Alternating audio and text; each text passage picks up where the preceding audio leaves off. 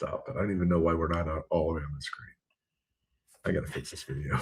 We are such amateurs. We're such damn amateurs. Oh. Hi, everybody. Can you tell we're punchy? A little punchy. A little punchy. A little punchy. That's my new rap name is Lil Punchy. Mm-hmm. It's been it was a blitz trip over to the UK. Jolly old England. The proverbial jolly old. Mm-hmm. We raced over there Friday before last, or Thursday before last. I had speeches and meetings and media stuff I went over there to do, and we're so glad to be with you guys. I want to start out by thanking everybody who was so patient with us being offline for a couple of weeks, because it was a lot. It was a lot. It was a lot. We're tired. Yeah, we're a little tired. Sorry, I'm not super dressed up today. I just got out of the tub and I put a mask on my hair and it's still wet. So sorry about that, y'all. We got in last night late. My son. Hello, Sharon. My son picked us up in the wee hours, and we got home, literally got in the shower and rinsed off and then crashed out. We didn't open suitcases, carry-ons, nothing last night. Nothing. It was all. You're going to get behind the numbers again. This coming up. Somebody asked what we're drinking. We are drinking a watermelon rum cocktail. We are. You're gorgeous. No fluff. Oh, so sweet. We are taking the edge off of a little exhaustion. Yeah, a little exhaustion. The weather is terrible here. So I posted to y'all a little bit earlier. We got up this morning. He got up early. I couldn't believe it. Ran out, got Danish. I'm at Tasty. We have a local bakery that is right down the street. An institution in this town called Tasty Pastry. And we went there, or I went there while she was still sleeping. It's called Satin Barbie. Yeah. Is the color. You never, when you go to the salon, you never know what the name of the color is. It's a number and you tell them OPI or CND or whatever, what in the number. And this is Satin Barbie. It's like a really just nude. I went super nude, but my toenails are hot pink with sparkles. Keeping it sweet. Okay. All right. So Rick got up early this morning, ran out, got Danish. I didn't even know he left. That's how hardcore I was sleeping last night. And we got up about 9 though and got moving. Yeah. He put the belt on the lawnmower. Yeah. I started laundry, got all the suitcases emptied out, and started laundry. Yeah. And then about noon, he came in, finished, and I have to say the weather here is horrible. It is probably 90 degrees and 1,000% humidity. Yes. And it's like an armpit after a workout.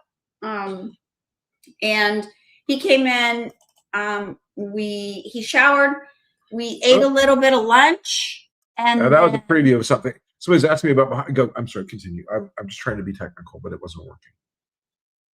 And then we ate a little bit of lunch, and then the power went out. Yeah. So then we settled down for like an hour. Quietly and read for an hour. Because it was dark in here.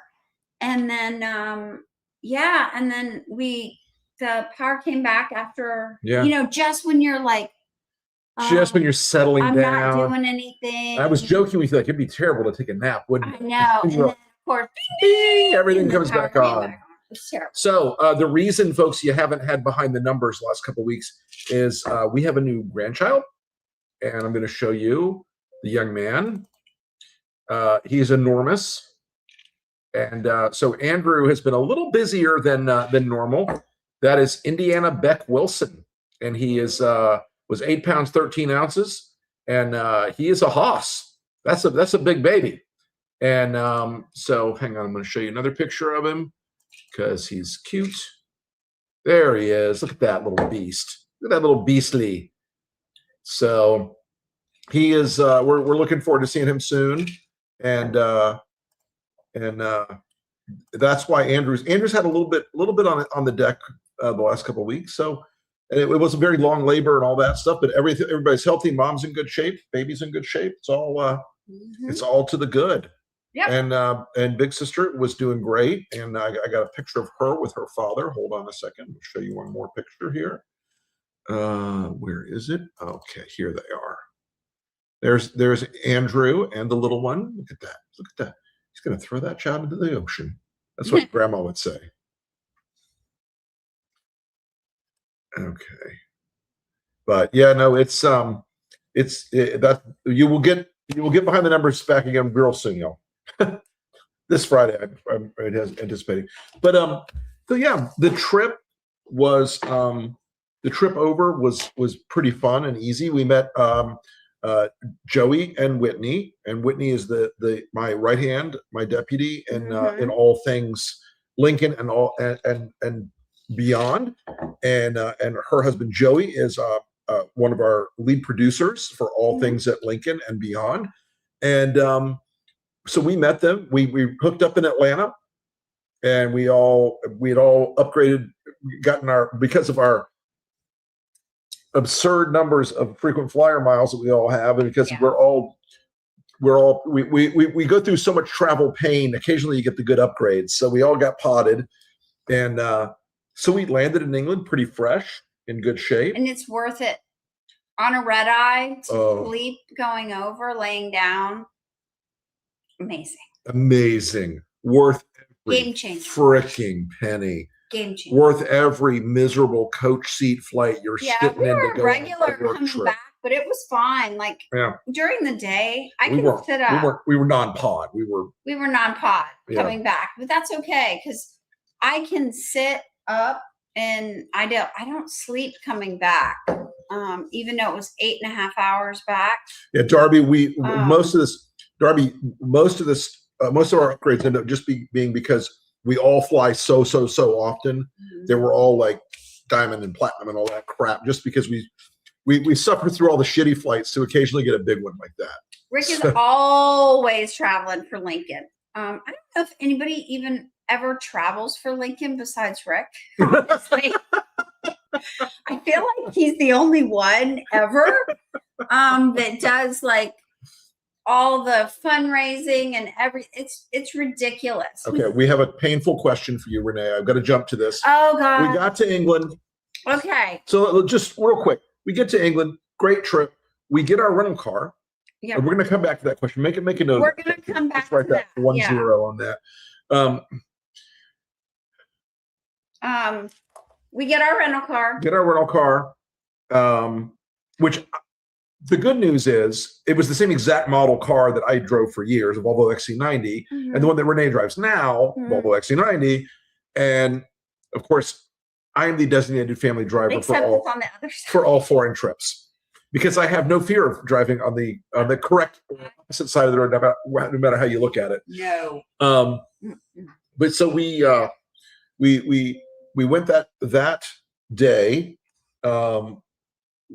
We all do what we call the push through. Okay. You push through when you get there. You land in the morning. You got to land. You time your flight so all day. Land in the mormorning, and all day. And you will want to go take a nap. You will desperately want to jump in the shower, get the plane off you. That is not the way. So we get out of the plane, and we get the car. We go to all the suitcases in the car, which is hilarious. And I will say, between the four of us with our gear and our luggage and our overpacking, we needed a baggage train. But we had cameras. We had all sorts of stuff to shoot video. Like, correct. It was a lot because it was all work. So I can honestly say. Well, there was like a brief couple of minutes of not work, but mostly work. Everybody jumped in. We all piled in, and And then we drove the first day it's about an hour outside the city to Windsor. And we stayed midway between where we were going the next day. So we stayed in Windsor, at a little cute hotel, and just one night. Right there on the Thames. Right there on the water. Gorgeous. The weather was fantastic. We sat outside. We sat on the water. The times. And we ate and walked, and it was beautiful. And it was like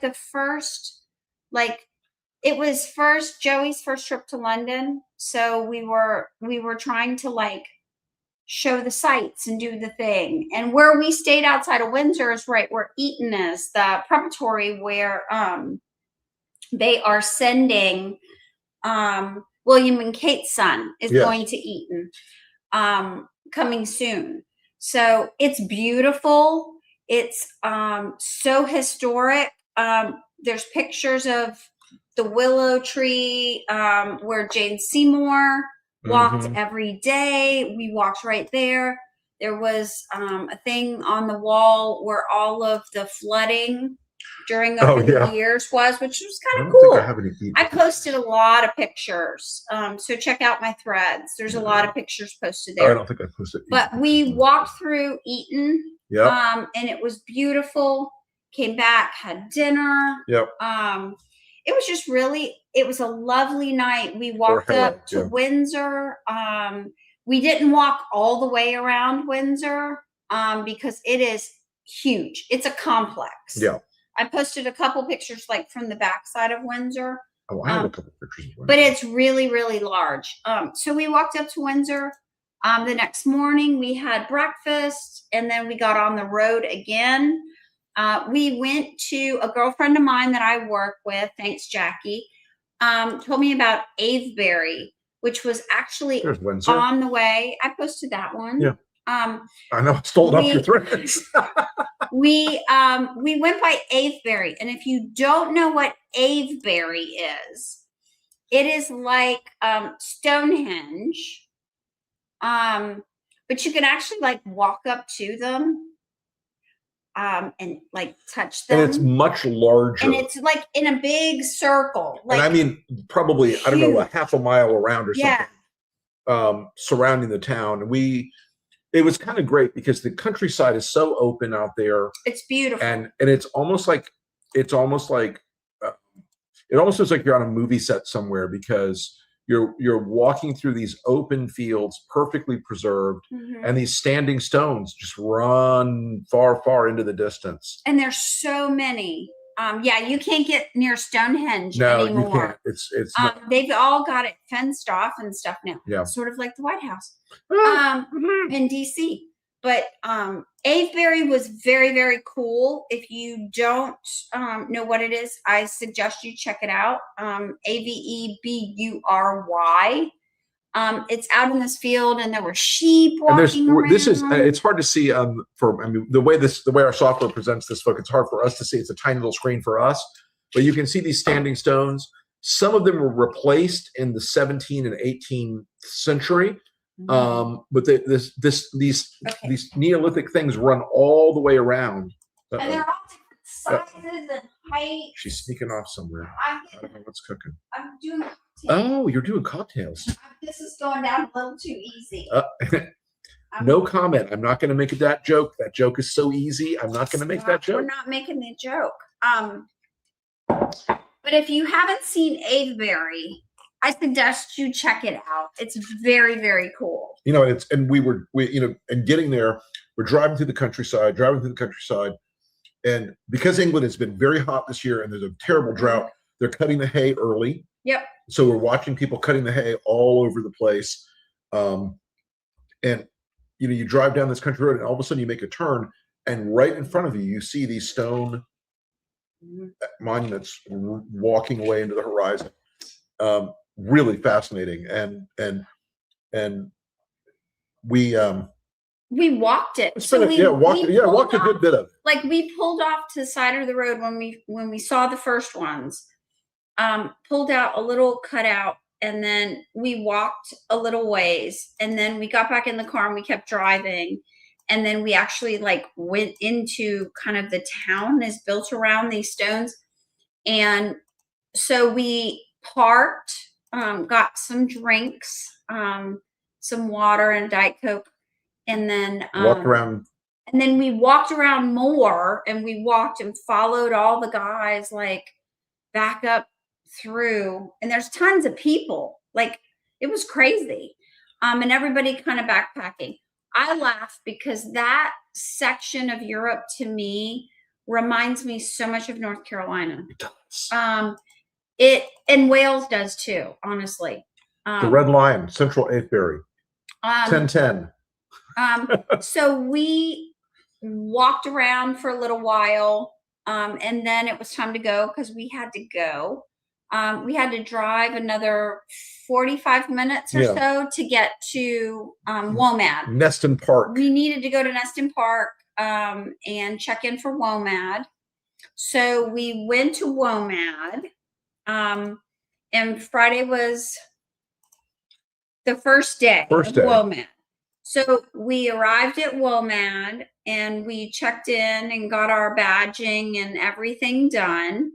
And then we went over so if you don't know what WOMAD is, real quick, WOMAD is Peter Gabriel's festival that's been going on like 45 years. It's a long, long time.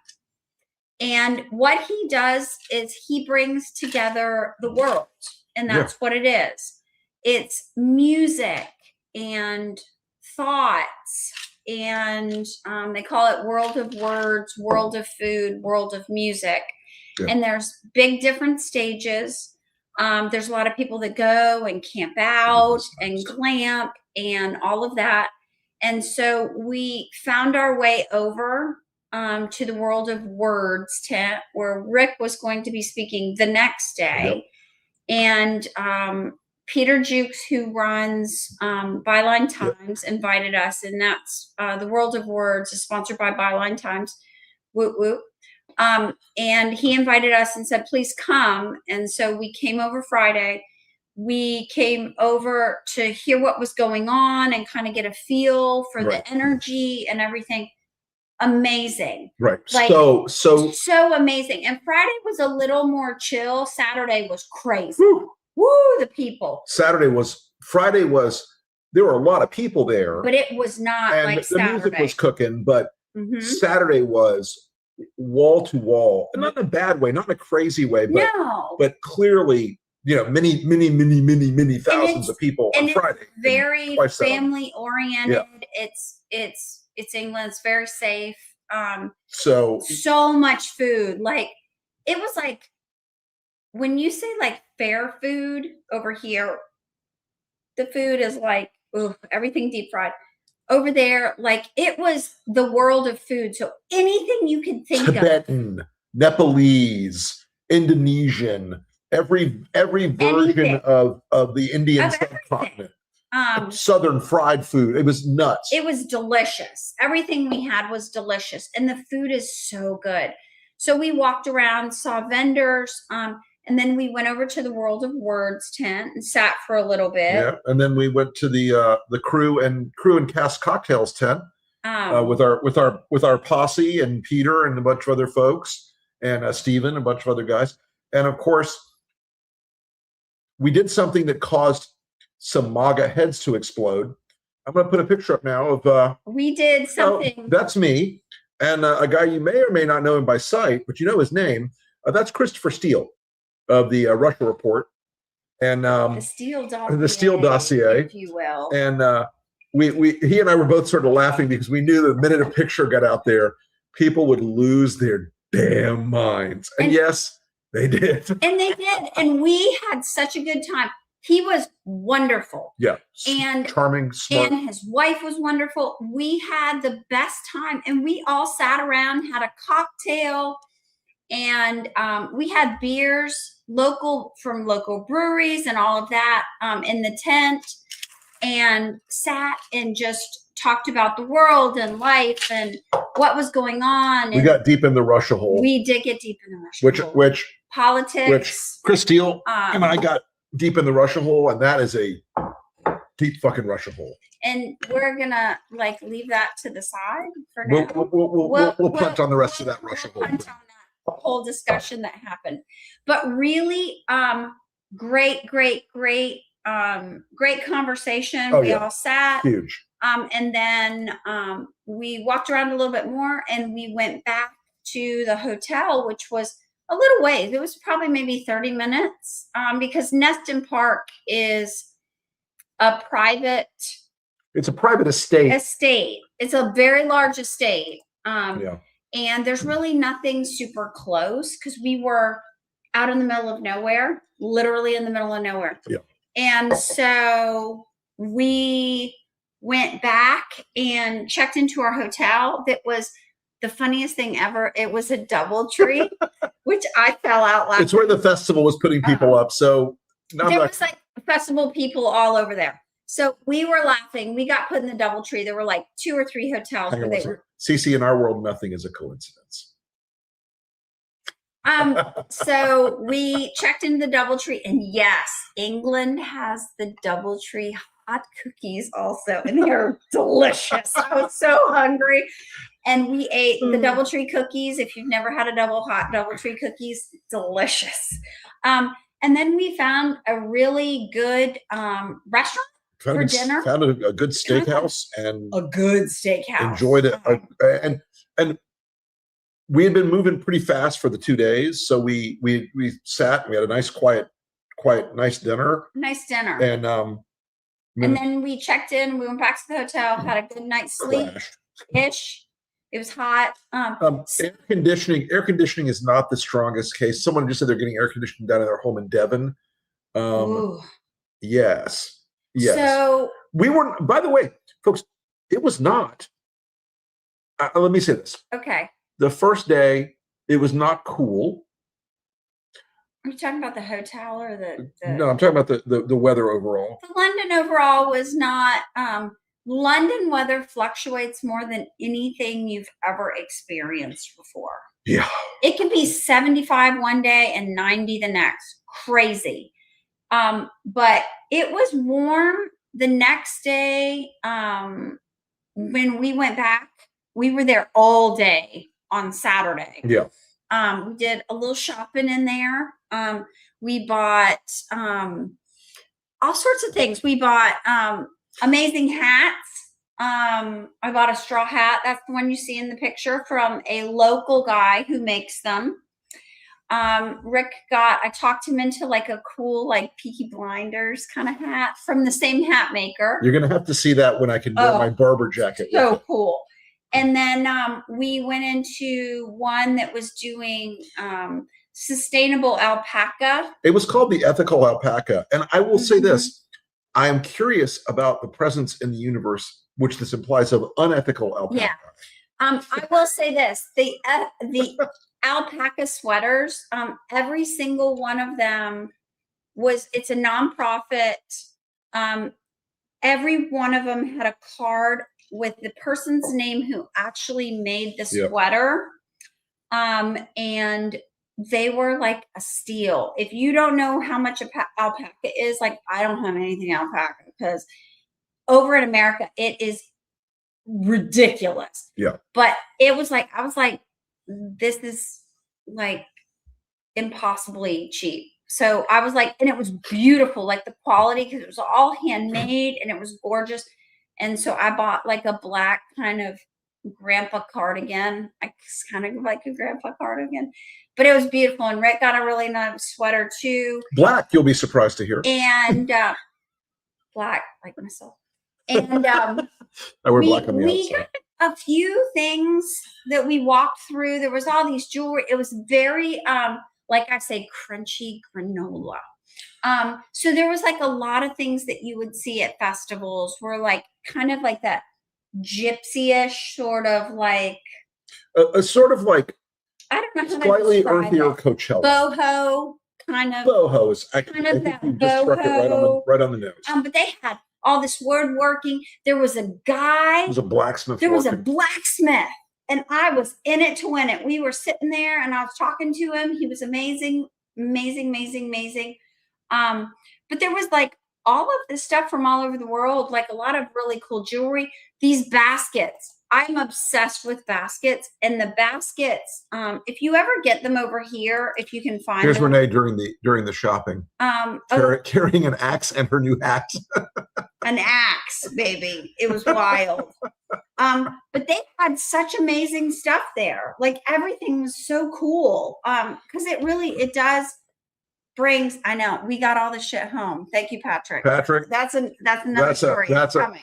Oh yeah. So. Yeah. Hold on. That is another story. We got back to the tent, and we were meeting people from all the words and everything that Byline was doing. And then I'll tell you what, it was about maybe high 70s on Saturday, maybe around 80. But the breeze was phenomenal, and we sat out behind the tent. It was in like the crew area. The crew area on these ginormous bean bags.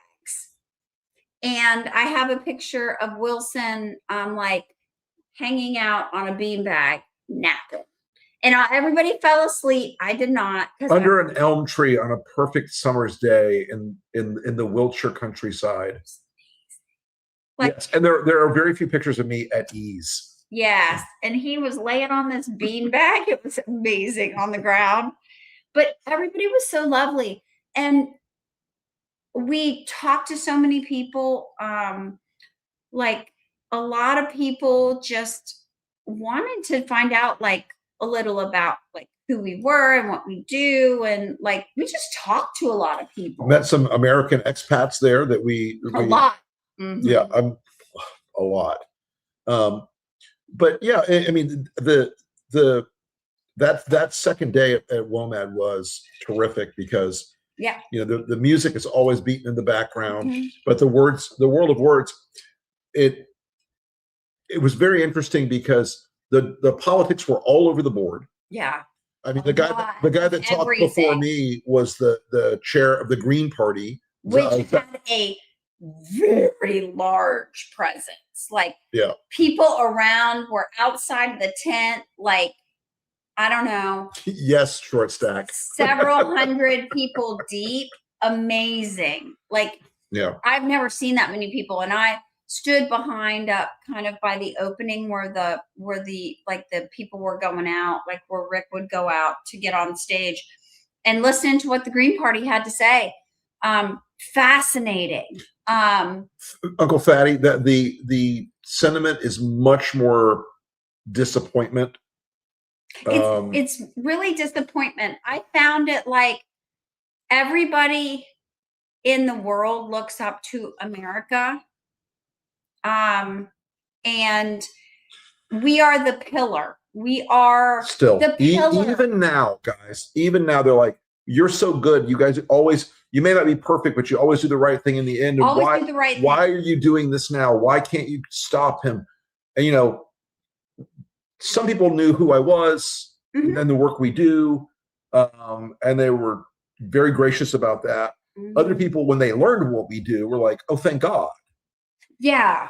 It was kind of interesting because it's we have a lot of grace still in the world. People remember us, and it is not all like it's not all rosy. No, it's not blind love of us, but it is like, what the fuck are we going to do if you're not doing the thing you're supposed to do, America? Yeah, we're like the big golden retriever of the world, and people would love for us to be doing what we're supposed to do. Yeah, and it's like above all, like just the justice aspect of everything here is what really people look toward. Yeah. And that's what's concerning a lot of people right now. I feel like that's more of the comments. CC Ryder, when people hear the word Steve Bannon or Cambridge Analytica in Britain, they like look down and spit. Because they They know he was the one They know. who engineered Brexit. They know it. And the political class is way behind the country on Brexit. Every single person in Britain we talk to, Yep. Brexit has fucked us. It has killed us. It Yep. has hurt our economy. It has hurt our kids. They can't get jobs. We can't do that. They want to turn it around. Yep. They know Steve Bannon is absolutely the cause of it. Yeah. 100%. And when we talked to a few of them, it was like when they learned my very ugly history with Steve Bannon, they were like, yeah. Oh, so could you shoot him? So going back real quick. So we listened to a lot of people, and then the person who was before was from the Green Party. Yeah. And then it was time for Rick to go on. Yeah.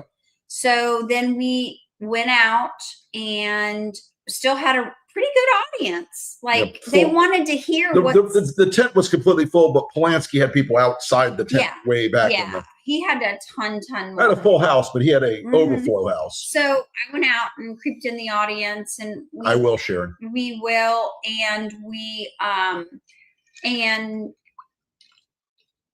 Peter Jukes interviewed Rick, and that was sort of like what the premise was, and to talk about everything that's going on. And about the global fight. Yeah. Because look, folks, they are where we were in 2015, 16. Yes.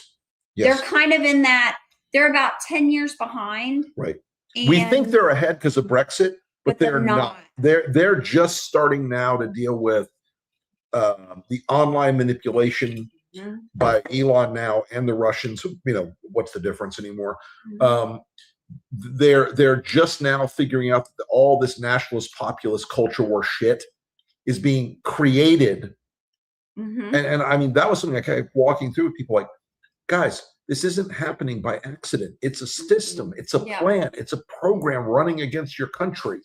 And so, the thing that I really was grateful to have, and we had so many conversations with really smart people about this. Oh, so many. We were so grateful to have was that the work I've done at Lincoln Project, for 7 years now, was always going to have a point where Trump falls 6.5, whatever it is. It feels like 500. 10. 47. I mean, all of it is still in the American context of Donald Trump's going to die. The fight will go on in some capacity. But around the world right now, in the UK, in Germany, in Poland, in Italy, in Japan, which is another story, we'll talk about that later. In all these other countries, a lot of which I have political experience in and a lot of contacts in, this is one of the reasons we went over there. People are calling me like, what the F do we do, bro? They usually use the word bro. But it was actually a really satisfying speech to make, a presentation to make, because I was able to tell them not just the story of what's happened here and what we've done. Cynthia, we'll talk about BenFace in a few minutes. We're going to get there. We will talk about We're kind of like trying to keep it a little sequential, just a little bit. Yeah. But all of the stuff that we've done here, it's mattered a lot. It's mattered tremendously, and I'll die on that hill. But folks in other countries that are sophisticated in many ways, they do not understand the way they're being manipulated, and they don't have the antibodies that people like me at the Lincoln Project and the Lincoln Project were able to help introduce in the American system. Yeah. So one of the reasons we were asked to come over was, can you talk to us about how we do this shit? How to prevent it and it wasn't like spread. Right, and it wasn't like, oh, Americans come parachuting and save us. It was help us learn what to do, show us how to fight. Strategy. And give us a strategic sort of approach to this thing. And so we had a lot of really good questions during yours. Tremendous. He gave a lot of the history and a lot of the things that have happened to him. We're going to be posting that online this week, I think. I think it's this week. Yeah. We'll let you know. But we Yes, Patrick. we talked about all sorts of things. A lot of people were really interested in like everything that we've been through, Mhm. that Rick's been through. They found it very the people's faces about the swatting was like really, They have a much harder time processing yeah, the centrality of Donald Trump's people threatening you. the threatening. They it's like it's really hard for them to understand, like how can they threaten you and the police don't come and get them? Yeah, they don't understand that. That's you know, It's America. very different over there for some of this stuff. But we had a really good discussion. People were really engaged. Really good. A lot of good audience questions. We had Unfortunately, the guy after me really wanted to get on stage, so I had to go. Yeah. So we asked people asked a lot of questions. We had good answers. We got I got a lot of lovely people coming up to me saying the nicest things after. I talked to one lady who's she married a Brit. She's from Boston. She moved over. They have young children and they're actually thinking about moving back. And we were having a whole discussion about school systems and what's going on. And I was kind of trying to help her navigate that. And it was just really good information and really, really amazing people that had a lot of really good questions, like so much good conversation. And Rick opened for Peter Gabriel. Yes. It's his festival, but here's the funny thing about Peter Gabriel. He walks around the festival every day. He has nobody with him. He has no entourage, nothing. The fact that he looks just like my father is very freaky to me. Like that's a whole other thing. Right. But he walks around the festival. It was funny because as Rick was going off stage and people were running up to him, asking him questions, asking me questions, Peter was bringing Peter on. Peter Jukes was bringing Peter Gabriel on. I turned and was like, I wish I had the picture of that. We're getting those. We're going to get the picture. The photographer and I had a conversation and he caught my face. And he was like, we just live for moments like your face. I turned and I was literally 12 inches nose to nose from Peter Gabriel. My mouth dropped open and it took me a minute to figure out what to say. I was like, I'm such a big fan. You know, you changed my life. Like you are the soundtrack of the 80s for me Gen and X, the 90s. Gen X music soundtrack right there. From Genesis to Peter Gabriel. I can remember where I was when I heard those songs. Like most Gen Xers, the music impacted us in a very different way. But he was lovely. And Peter Jukes introduced him to me. He was like, Peter, this is Renee Wilson, and she loves you. And, you know, she's so happy to meet you. And she's Rick's wife. And he was like, it's lovely to meet you. And thank you so much. He was just like the nicest person. I was like completely freaked out. Then we went off because they needed to start their segment. And then we hung out. And afterwards, hung out with Peter a little bit. We hung out after with Peter for a little bit when he came off stage. Amazing. Just the nicest, quietest, like, I don't know. You know what it is? He's got that settled thing about himself. He doesn't have to prove anything to anybody else. He wants to do the work that he wants to do, and God bless. And that to me, and this festival he does, that is, and by the way, the music was a constant backdrop, and it was astounding. And it was everything. Yeah. There was in one tent, there was a drum circle going on, and like singing a cappella. There was a medieval choir singing in French Occitane from the 12th century. and it was stunning. so, I mean, you felt your heart like pounding while they were doing it. And it was just in a tent. Like it was nothing. It wasn't like in a building. It wasn't. I don't have the video with me, but I made Whitney laugh so hard because they had all these marimba type things around, and I started playing them. She goes, "How do you know when you learn to play this?" I'm like, I do not. He's out there, but I'm not enjoying the cocktails. I'm always like this. This is their basic ground state. Basic flat line, and I'm a little like woo. It's more the jet lag than the drink. Like we hit a wall yesterday coming back, and we were all like, we were so goofy. We were sitting in the Delta Lounge yesterday. It was like we were laughing and we got silly. But we met Peter Gabriel. We also met Peter York. Oh, so a lot of them. Can I? Yeah, go. Tell so them. A lot of Americans are who remembers, a lot of Peters. Who remembers the Preppy Handbook? Everybody remembers from Preppy the Handbook, Lisa Birnbaugh's Preppy Handbook.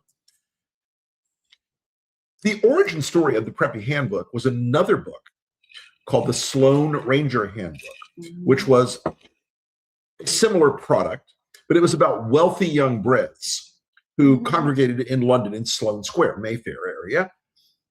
Is it Mayfair or is it St. James? Anyway, but Sloane Square. They're right. Catty corner. But Peter York wrote the Sloane Ranger Handbook, and it was basically in that Princess Di era. Okay? Yes. And he was so charming and so smart and so acute and so quintessentially English. I'm doing he looked phenomenal.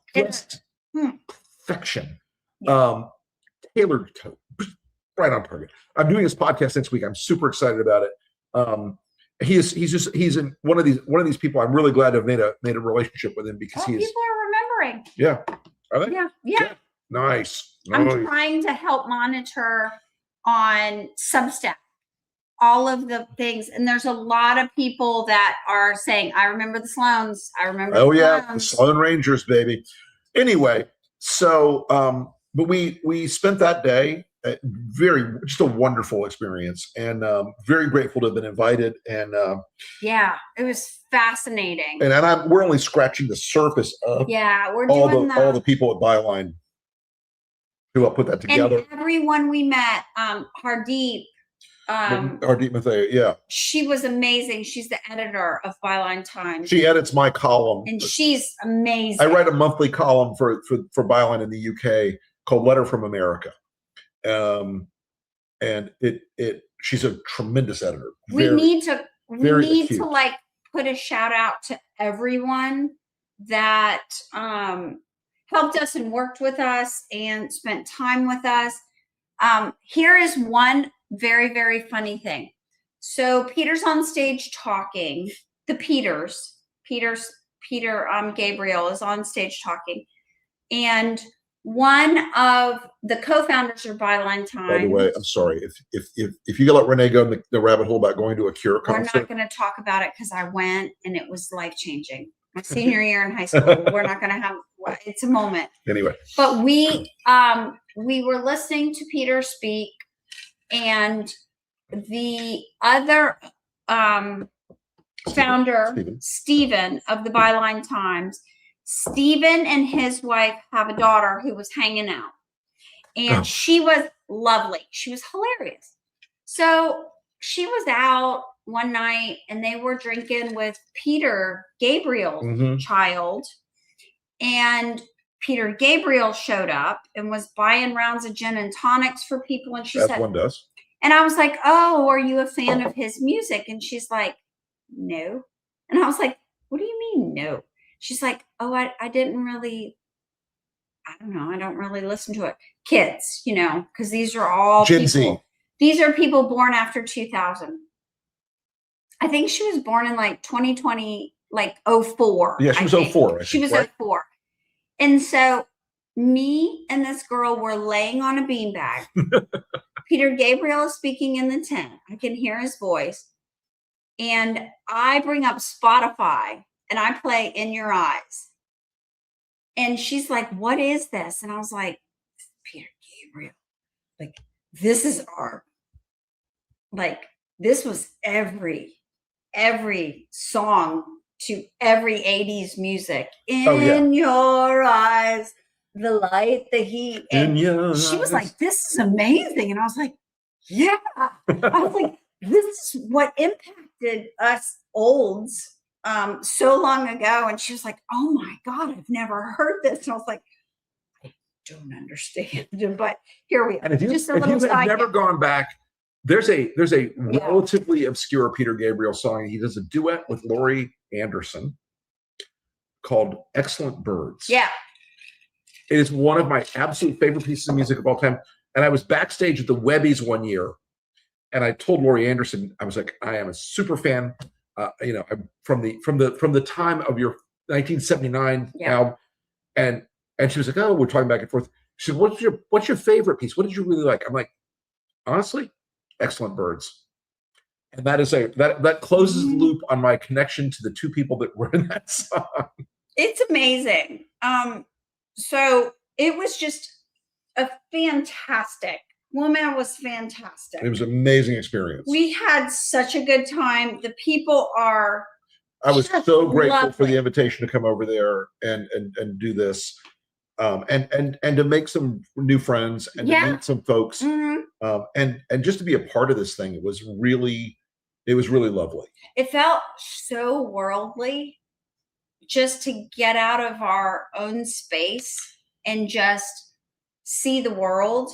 Yeah. And listen to. Yes, we were short stacked. Music and just discussions and food and culture, and just it felt so good. It was so refreshing. There was a Japanese taiko drum group, and I saw them briefly during the Sledgehammer's a great song.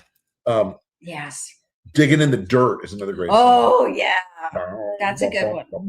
Anyway, but these guys who've come all the way from Japan, and their manager is a Westerner. He's an American. And we were talking, he and I were talking in the lobby of the hotel. I'm like, so, you know, what's it like for them to be here? He said, they're so happy. He goes, it's not just that they're, you know, getting to expose their music and their performance and their art, but that they're being exposed to people from all around the world. Yep. And it's not just American artists. It's not just British artists. It's folks from everywhere around the world. And there was a guy that was basically singing like South African, a black South African guy singing what is essentially South African country music. I'm like, come on, this is amazing. I'm telling you, it is big time. I'm on my way. I'm making it big time. I'm gonna make it grow big time. Okay, we gotta stop. Much larger than life. Nobody will pay for us. No, not me. Nobody's paying for me to sing. So, but just everybody, and I went downstairs to get towels or something, and I talked to a lady who was working the WOMAD. They had a desk there in the mornings. Talk about the Cure. Everybody. Okay, let me one. All right, do your Cure thing. Okay. Of course, I'm born in 73, so I grew up. I was an alt rock girl. They called it alternative back then, but I was a Cure, Depeche Mode, Echo and the Bunnymen, from that genre. I grew up in Don't Tampa. start on Echo and the Bunnymen, because I will never stop talking. Lips like sugar. Bring on but the growing up in Tampa, horses. we had a store called Vinyl Fever. Yeah, we did. New Order, Tears for Fear. Vinyl Fever. I bought a promo pressing of Blue Monday. I had that. Yeah. The blue vinyl one. Mm-hmm. I had the blue vinyl one, 12-inch. Anyway, so What the fuck is that? What the fuck is that? It's a squirrel. Is it a bat? No, it's a squirrel. It's a squirrel. That's God. It looked like a bat. It looks like, look at it. It looks like a damn bat. There was a squirrel upside down out the window. But we couldn't see On its the- tail. It had its tail like. And it was like connected to, it looked like it was connected to the chandelier. Sorry for the cursing. Hello. But that was like the weirdest thing. Anyway, so going back to the 80s, I was a big fan of all of that. I miss record stores too. My first, I can honestly say this now that I'm old and I can't get press charges.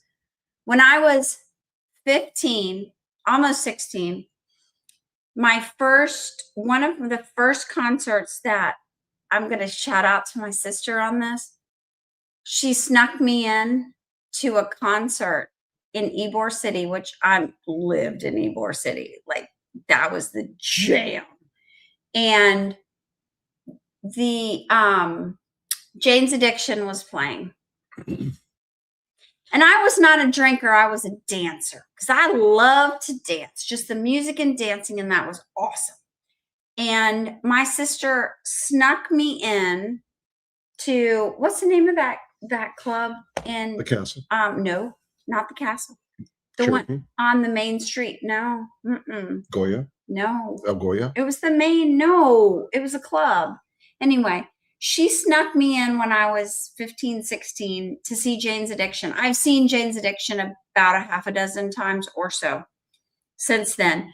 But she snuck me in, and all I wanted to see, Porno for Pyros, I wanted to see Jane's Addiction more than anything. That was like quintessential back then. Great. Anyway, so I saw Jane's Addiction for the first time when I was like 16. And I've seen them several other times since then. But when I saw The Cure, I was a senior in high school, and you could only miss like 2 or 3 days. They had rules about that stuff. And I don't know if they have those now. But in 1991, The Cure was on tour. We also saw Depeche Mode that year anyway. But my sister's friends that lived in Atlanta that were in college, I got to go to Atlanta with my sister, my older sister. She's 4 years older. With my sister's friends, road trip to Atlanta to see The Cure on a school night. And my parents let me. And we went to Atlanta. We saw them, and life-changing. I can honestly say that back then, 91 Cure, I've seen now, I saw DM, big DM fan, REM fan. I was a huge concert kid because everybody could go to the concert and it was cheaper then. I've seen 9 Inch Nails, Trent Reznor. I was in the front. I saw him at the State Theater in Ybor. Tampa Theater. I saw the No, Ramones State at Theater. the Tampa Theater. I saw him at Tampa Theater. I was in the front. Trent Reznor poured a whole bottle of Avion on me. Yes, he did. Best night. Anyway, so I have seen a lot of concerts, but we will have to do that. Yeah, concerts were like $20 or like $50, man. And we'd save for those because it was the 80s and I was poor. First concert I ever went to? Oh, I know. ZZ Top, 1973 with my dad. It was on the Tres Hombres tour. Yeah. We also went to Your dad is a We also went to the Blue Oyster Cult concert that year at the Lakeland Sportatorium. Oh my God. And one fun fact. And I saw the next year I saw Emerson, Lake and Palmer with my mom. Let's talk about today. It's August 1st. Today is the 45th anniversary of the first broadcast of MTV. So let's think about that. Anyway, we got to get going though. Yeah, we got to keep pushing. I have 2 lists, and I've only crossed out 4 things.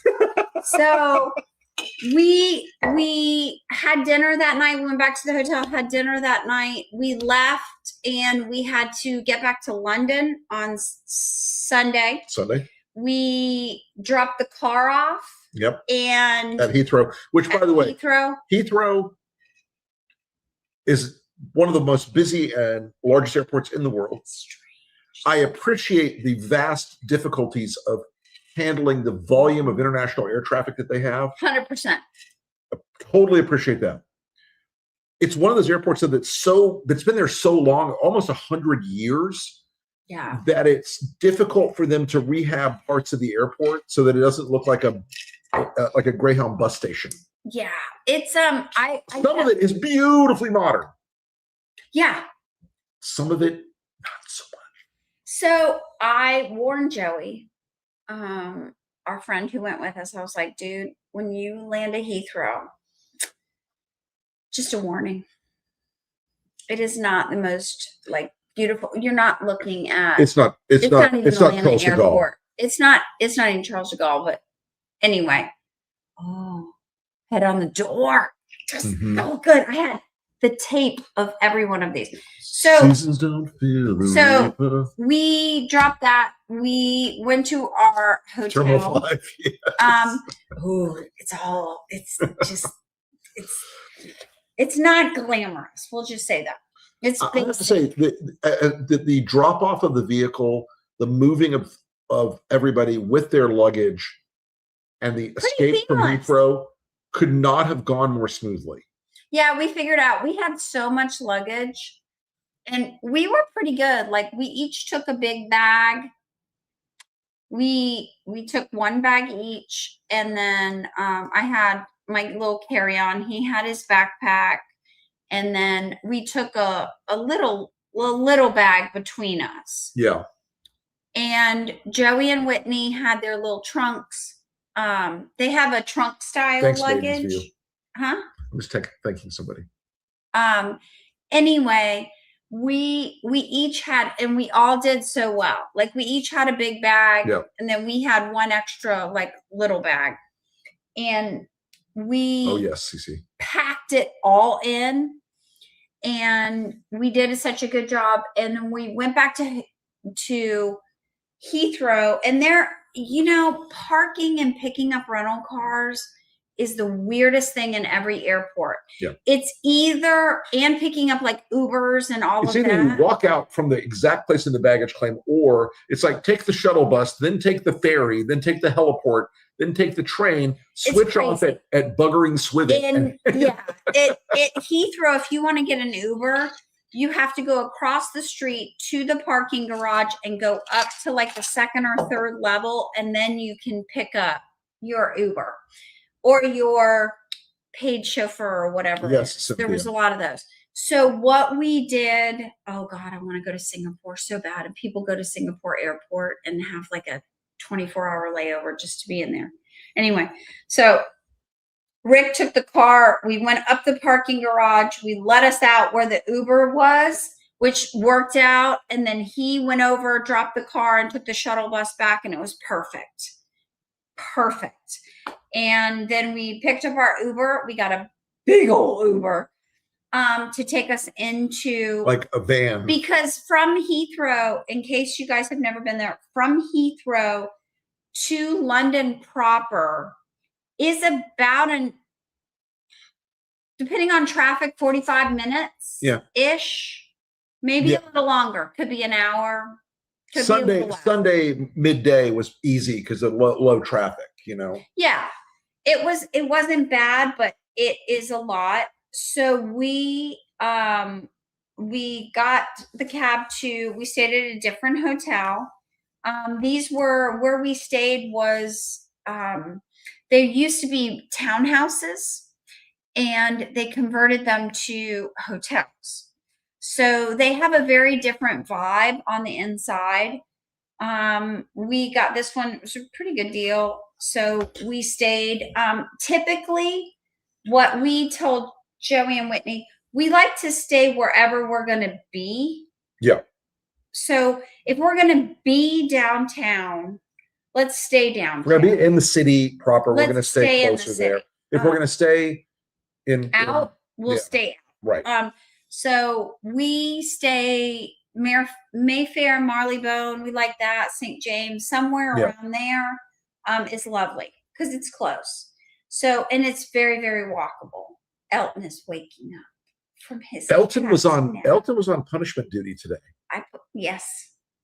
Elton was he not attacked Beaky, and it was not pretty. Elton there was no blood or fur or anything. No, but Elton was after being Beaky and Zurich, and he's just like smacking the other cats around today. Hold on, here he comes. He's coming in a shot. He's not going to be happy about doing this, but here we are. Here's the little man, Mr. Man. He looks very sleepy. Now he's like, "Put me down, Mom. I'm going to curl up." What the hell, woman? He sits on the bar stools around our table. Anyway, so we got to the hotel, checked in, and immediately started walking. We dropped our stuff. Our room was not ready. It was about an hour or so too early. So they took our luggage and we started walking. We just were trying to show. So Whitney and Joey had never been to London, and I think Whitney has been there, but Joey hasn't. Right. Whitney hadn't been there for a long time. Right, but we had to. He has a South African accent.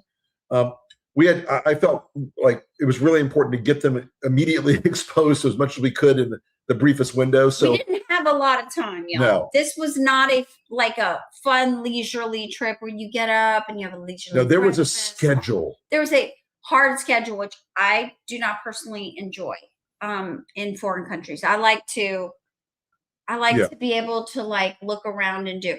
So we dropped our bags, honestly. Went down to. And we walked Parliament. We walked Big Ben. Yeah. We walked.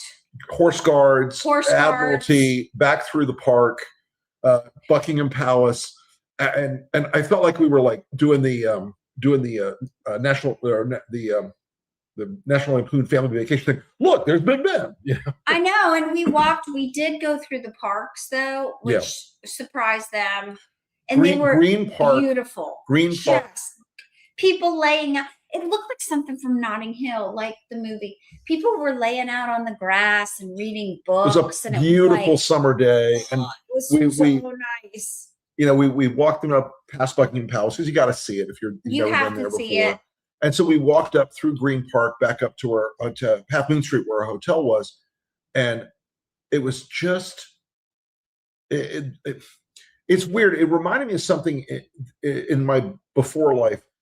The summer of 1997 in New York City was this beautiful, pleasant, perfect weather summer. Be like, oh, it's going to rain at 9:00 at night for 5 minutes and cool the city off. But it was such a nice summer, and it reminded me of that. Everybody was just comfortable. It was beautiful, and we just walked around, and we wanted to give them just a walkthrough of everything. So part of down where the Horse Guards are. We looked at the horses because you have to see the horses. Big Frisians. You have to see those horses. Those horses don't really scare me because they're big and they're stocky and they don't move fast. We're getting you a warm blood. Anyway, but we went by 10 Downing because I have yet to meet Larry. And I am curious to see how Larry is doing now that there's a new PM. And the new PM apparently did not bring his puppy. The new PM, his doggy, stayed home. Yep. And what's his dog's name? I can't remember. Oh God, don't ask me that. It'll come back. It'll come back. Yes, Larry the cat. We looked around. This is Renee's quest. Every time we're in London, and that's more times than you know. So we looked around 10 Downing where you can see it's all gated off, so you can't really see. You have to look. Anyway, and then we went where the Horse Guards are. You can go. And it's all sort of gravelly. By the Admiralty on the one side. And it's beautiful. The back of number 10 on the other. Yeah. And I, of course, had to go over to the back of 10 Downing. Within 2 seconds, Renee is talking to every one of the security detail people, and they're howling with laughter. They think I'm just hilarious. Because, the one girl I was talking to who was security, she looked at me, and the other guy was making fun of me, and I was fine with that because they're like, you're American. I was like, yeah. You think? Like, you think? Anyway, I was like, have you seen Larry today? And she said, he was out in this morning. She said, Larry's getting old. And I was like, Larry's 19. Like, I'm on it, Bird. Larry is old. Anyway, she said, no, she saw Larry in the morning. But the funny thing about it was she tried to like reach down and pet Larry, and Larry moved away, and she laughed at that. But she said Larry doesn't go out real far anymore. He stays pretty close to 10 Downing now because he's just getting too old. He's 19. I asked him, like, how's Larry doing now that there's so much chaos in the house now with a new PM and his wife moving in? And she said, there is upheaval in there because of the transfer, and that everybody's kind of watching out for Larry. And she said sometimes Larry will go out that far, but not usually. But I haven't seen Larry yet, so no Larry. We didn't see much happening at 10 Downing. No. So well, because it was a that Sunday afternoon. That day Burnham was with Zelensky in Portsmouth. Yeah. And they had just opened also 10 Downing North. Oh, Bird, yes. Where Andy Burnham is opening another like 10 Downing that's north of the city. He's going to do it in Manchester, where he's from, which is kind of cool. I love that. GM Dana, we're someday going to have a horse-related episode. We will talk about horses. I do want to talk about your question really quick. We'll go back to the trip. So Damietta is a really important port in Egypt on the Suez. What the reason Iran is attacking Egypt now is to show that they've got the drone reach to hit anywhere in the Middle East. And if they destabilize Damietta and they destabilize the top of the Suez Canal zone, Lloyd's of London will stop writing insurance for ships to go through the canal, and therefore ships will not go through the canal to the shore. Get really bad. Oh, it's going to get super ugly, bad fast. Listen, you should know, Lord, Patrick, there's no meaningful difference between the Houthis and Iran. They're a client state of Iran. They're operated by IGRC senior intelligence officials. So anyway, we're going to keep going. We keep saying cocktail. So Rick made this like strawberry watermelon. It's basically a cup of a sugar-free watermelon beverage. We like a mixer. We like a mixer. And it's like zero sugar. We try and watch that. And a half a cup of this Kauai coconut rum. Mm-hmm. It's not a terribly strong drink, but it's delicious. But it is delicious. This drink, if you did it as a 1-to-1 or even a 2-to-1, it'd be a panty dropper.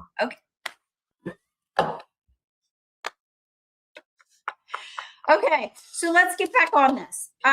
So we introduced on Sunday afternoon in our walk, we had to introduce Joey and Whitney to Mayfair Chippy. Yes. I love Mayfair Chippy. I love fish and chips. It is the best. Hold on. Promo for Mayfair Chippy. Hold on. There's a promo for Mayfair Chippy. So that is one order from the Mayfair Chippy. And I will tell you. Split it. Is it posh? Fuck yes. Yes. Is it in Mayfair? And fuck yes. Okay, so the 3 little pots that come down with it, you see the green in the pot, that's cream peas. I love smashed peas or cream peas, whatever you want to call them. Delicious. Curry is in another one, and then tartar sauce. Traditional tartar is in the other, but it doesn't. It tastes so much better. But I will just tell you, we split that. We split it. If you can't really tell from the picture, that thing is like a foot long. Mushy peas. Mushy peas. I love mushy peas. So we went to Mayfair Chippy, and then when you're done at Mayfair Chippy, they give you this little bag, and it's got like these little candies in it. I like the black licorice, and I stole all the black licorice ones out of them. But they're delicious. We love Mayfair Chippy. No, they did not Listen, They're not advertising. I just love Mayfair chips. they're not advertising. No. No. Yes. Is it? It is posh. Can you get great fish and chips at a regular chippy 100%. that they wrap it up in newspaper and you're 100%. But it's like Mayfair chippy when you go, it's just lovely. The people are lovely.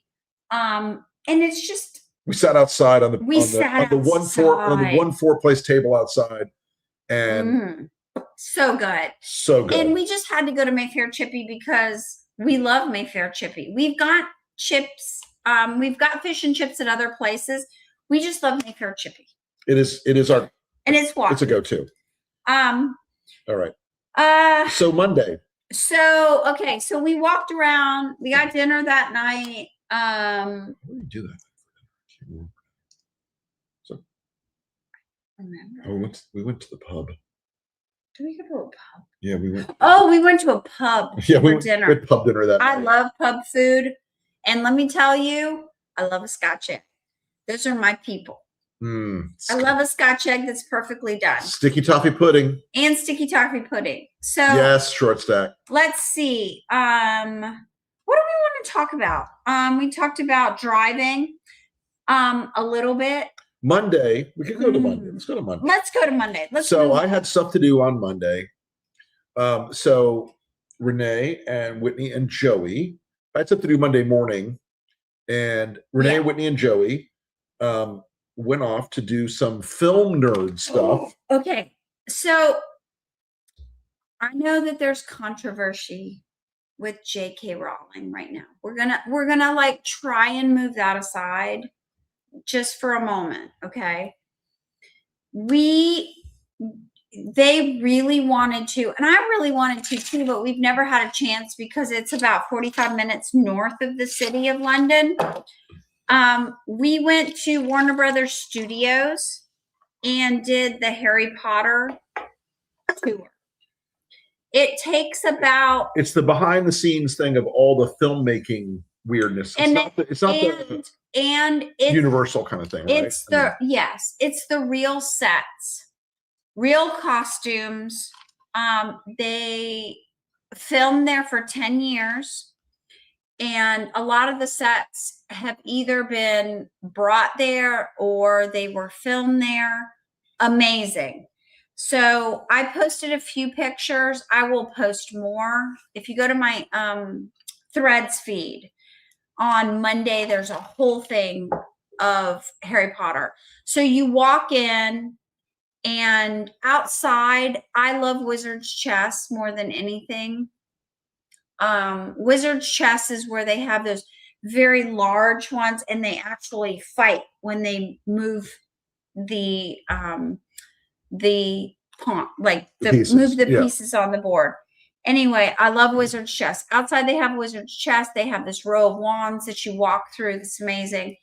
You go in and there's a dragon hanging from the ceiling. As one does. The Ukrainian dragon.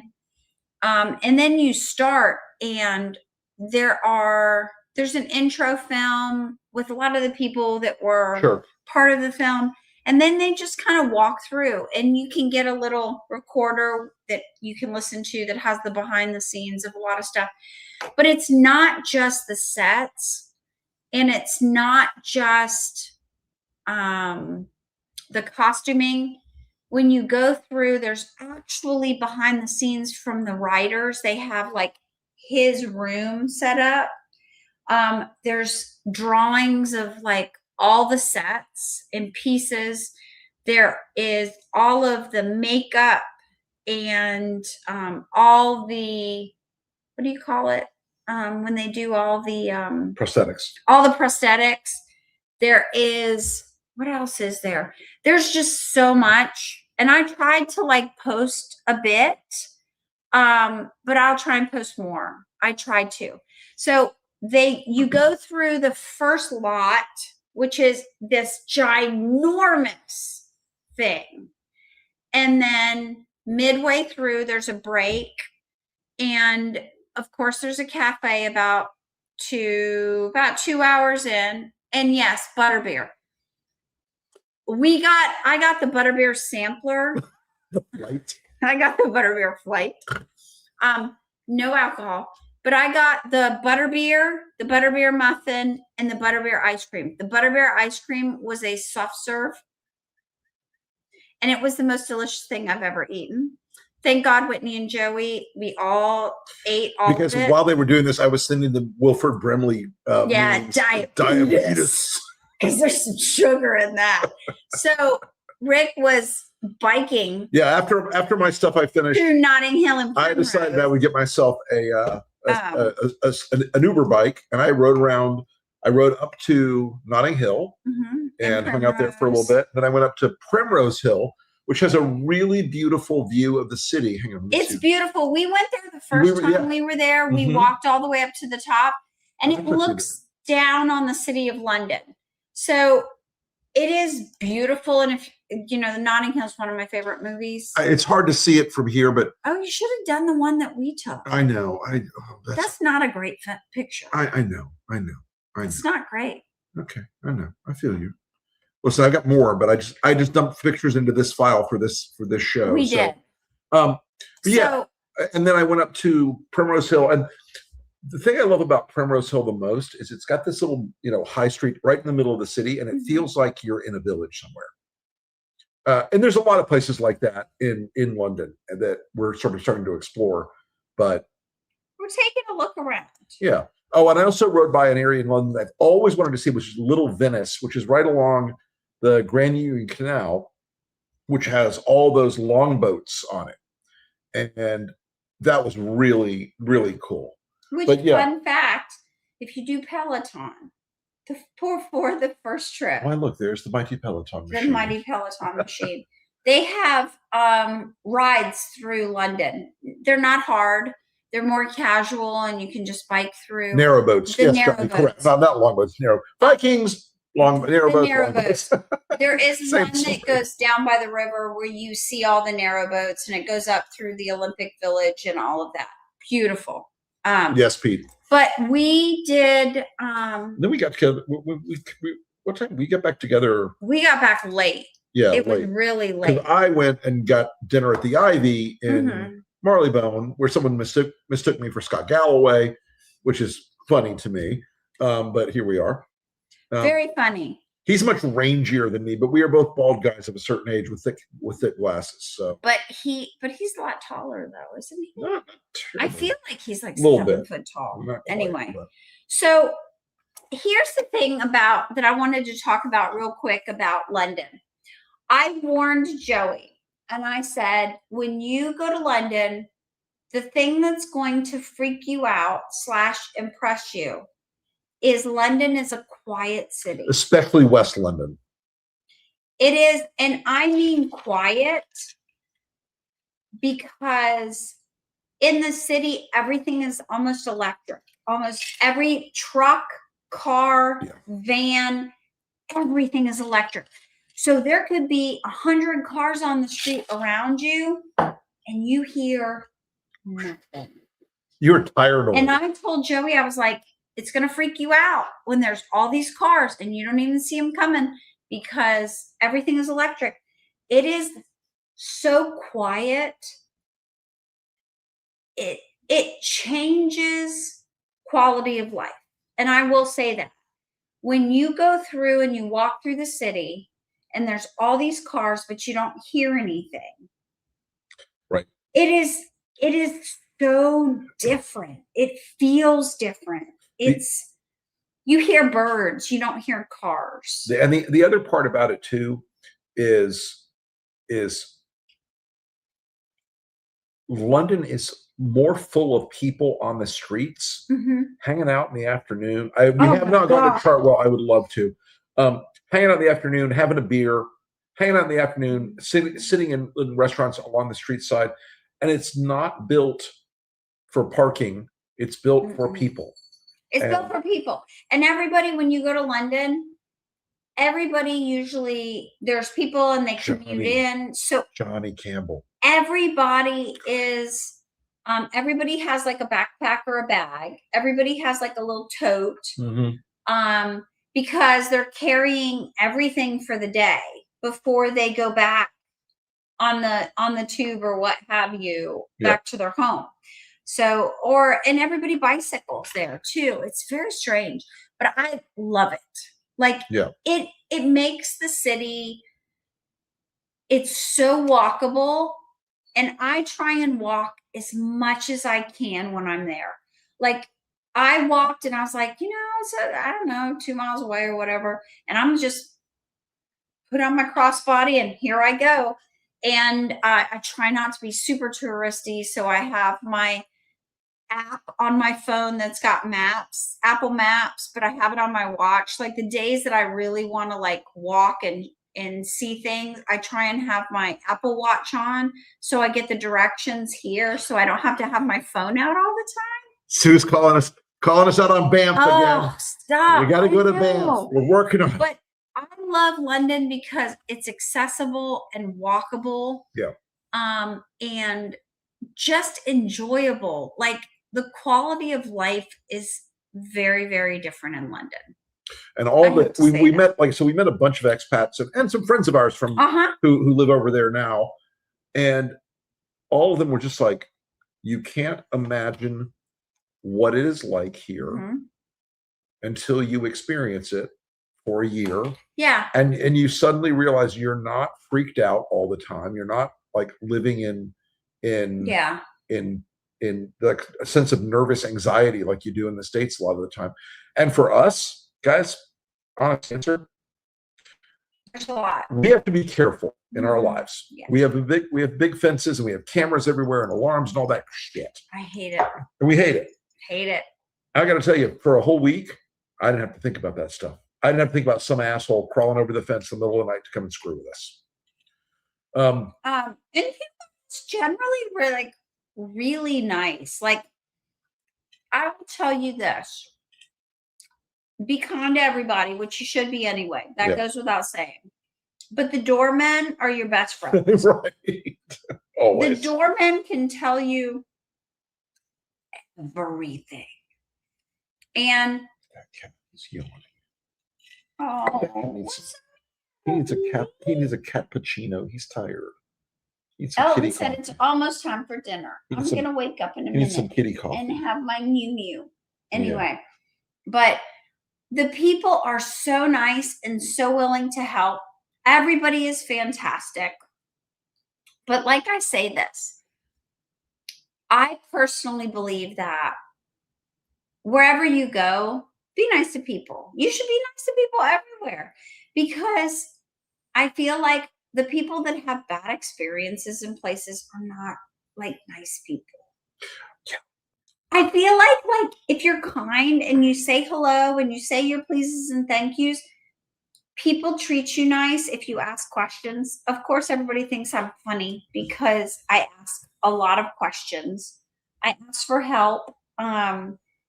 I love to ask, the guy who checked us in at the hotel was from Jacksonville, Florida. Craziest world. I can't tell you how many people they're like, oh, I'm from this place. I'm from this place.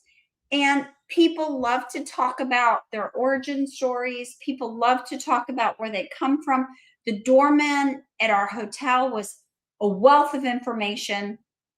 He knows 9, 10, 12 languages. It's crazy. It was crazy. His Spanish, his Castilian Spanish was, oh my God, unbelievably perfect. I was standing there. Not Cuban Spanish. We were talking and these people came in and they were Spanish. And I was like, okay, Spain Spanish, not Mexican Spanish or Cuban Spanish. And I will tell you, he went like this. He was like, blah, blah, blah, blah, blah, blah. And I was like, wow, that is phenomenal. So I know, we've been talking an hour and a half. So we're going to keep going here, but we're going to move it forward. But that just says, so be nice to people. Yeah. Ask people about who they are and how did they get where they are. And London is a city. It is a city. It is so that draws so many people from so many places, and they all have a damn story. Everyone has a story. So quickly. So the Tuesday, I was No. Wednesday No. was the worst Tuesday day. we got up and we took them to our favorite place for breakfast. Yep. We took them to a little place called Daisy Green. We took them, love Daisy Green. and the one in Marleybone. And we had a couple hours on Tuesday free in the morning. So we went to a later breakfast. We kind of needed Tuesday morning to unwind for a little bit. So that was our latest day of the week. We didn't leave the building till 9. So we took them to Harrods. We took them to Harrods because I was like, oh, Harrods, we have to go because Harrods is an adventure. Jabina, I'm going to cover Nigel very shortly. We're going to get to Nigel. We're getting there. I know we're long-winded today, and so I'm sorry. We're trying to jam in the whole trip. But like, we went to Harrods. We had a cocktail at Moet Chandon Champagne Bar, which is our favorite place. Yep, hold on. We love it. We have very strong romantic associations with that place because when we went to London together the first time, when we were very fresh as a couple. The first day. Yes. We went to there after we did Buckingham Palace, and it was rainy and ugly, and I still had the same outfit on like I had been traveling in. But the bar is beautiful. The people are lovely. People were like cracking on my champagne flight. I had a rosé flight. It was early. I was not into the hardcore. I love a rosé champagne, and the Moet Chandon, their rosé is delicious. And there were 3 different ones. They tell you all about them. I had the rosé flight. People made fun of me. I don't care on Instagram and all that. I drink what I like. So whatever. Fuck them, feed them oatmeal, as I say. Anyway, sorry. I didn't mean to use the F word. So we had a champagne flight and then another glass. Yeah. Because it's hard to just stop there because it's lovely. So then we went upstairs to Shoe Heaven. And Shoe Heaven is amazing. There's like all these little, it's almost like a boutique inside of a floor because they're like, there's not doors on anything. Only like the high jewelry and the watches on the first floor have doors. But upstairs on Shoe Heaven on the top floor is there's like all the different brands, and you go into that little like almost little alcove store. So we did do a little shoe shopping. Uh-oh. I bought some little I bought some tall girls. They're not that tall, but they're tall for me. They're 120s. They're not, or no, they're 100s. They're not 120s or 150s. But they have a thick heel. They're Louboutin, but they're not like the really tiny little heel. They're actually walkable. I have Doc Martens, baby. They're 30 years old and 40 years old now almost. And I love my Doc Martens. Well, that's a whole other side.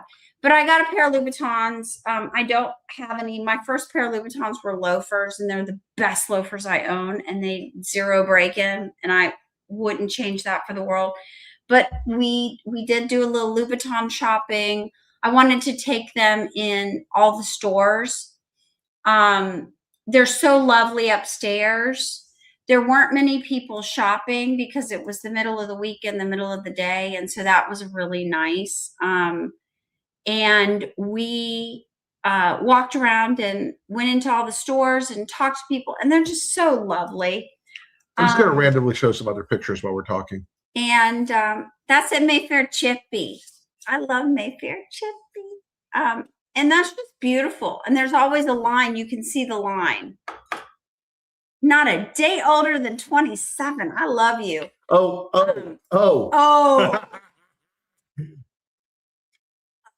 Yesterday, we're coming home, and I'm seated next to We're on the plane, so we're on each side of the aisle. So I'm on one side of the aisle. He's on the other side of the aisle. Anyway. And the girl sitting next to me says, "Do you want to sit with your daughter?" I'm like, That's Joey and Whitney. That's Joey and Whitney. They're so cute. I love them so much. They are the hardest working people. Hardest working people in show business. Absolutely. But anyway, we did that. We did a little shopping, and then we had dinner. Yep. With the big group. Oh, we had a very large group of people at a restaurant called Talkless. Talkless, sorry, as in Alice B. And that was 9 of us. 10 of us. 10 of us, I guess. 10 of us, 8 of us, something like that. Big long table, and it was the classic, greatest kind of dinner that I love more than anything in the world, where they're bringing a bunch of bottles of the house wine, and we're all eating appetizers, and that's what we did. Everything, yeah, two of everything, throw them on the table. Everybody talk. And we rotated seats because it was a long table, and I hate that when you're stuck on one end and you like, I want to talk to the people on the other end. So how this happened was last year when we were over there, we had a dinner with friends. We met for drinks. Yep. And some of our friends couldn't make it. They were not in town that night. So we ended up saying we need to do this. And then we added Joey and Whitney because they were with us. And there were other friends who were in town who have to say, thank you for coming in for this event. Thank you for riding your bike down from Hampstead Heath, Carol, because we love you. Or for taking the train in. Right. Like JB did from Cambridge. Right. To see us. And it was so lovely to see everybody. So we switched seats. We got in early. At that dinner? No, we didn't bring Ollie to that. No, we didn't have Ollie at that dinner. And so we all had just a lovely time. And it was so lovely catching up. And we were kind of inside, outside. All the doors were open, and it was so nice. But it was a festive place. The one thing I have to say is it was loud, and I wish it was just a little quieter so we could have heard everybody. That's the only thing sometimes it's really hard when you're with a big group. But we had such a lovely night. We closed down the place. Oh yeah. We were always the last table. We had good wait staff who really helped us out and was really kind. The food was amazing. The conversation was even better. Mm-hmm. And all of our friends had lots to say. It was so lovely. And then Wednesday, I had media and meetings. Yeah, the car picked him up by 7:30 in the morning to do TV. I had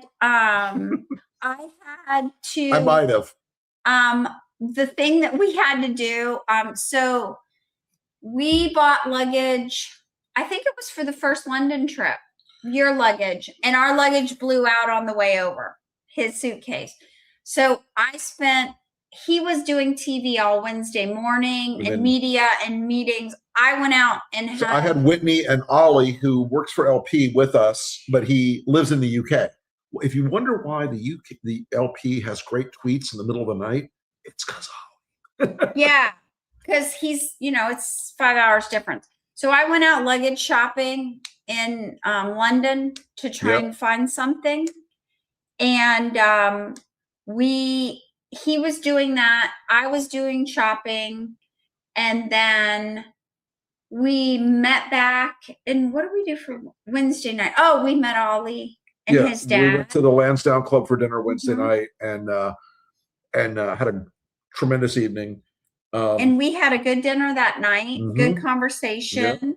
And we figured out that the Lansdowne Club is where Benjamin Franklin drafted. Yeah, worked on the Declaration. He worked on the Declaration of Independence. And crazy. The Treaty of Paris, which settled the Revolutionary War, was also worked on there. Amazing. And that was Wednesday. We were like, this. Yeah, Wednesday was so jammed from dusk to every day, including was like that.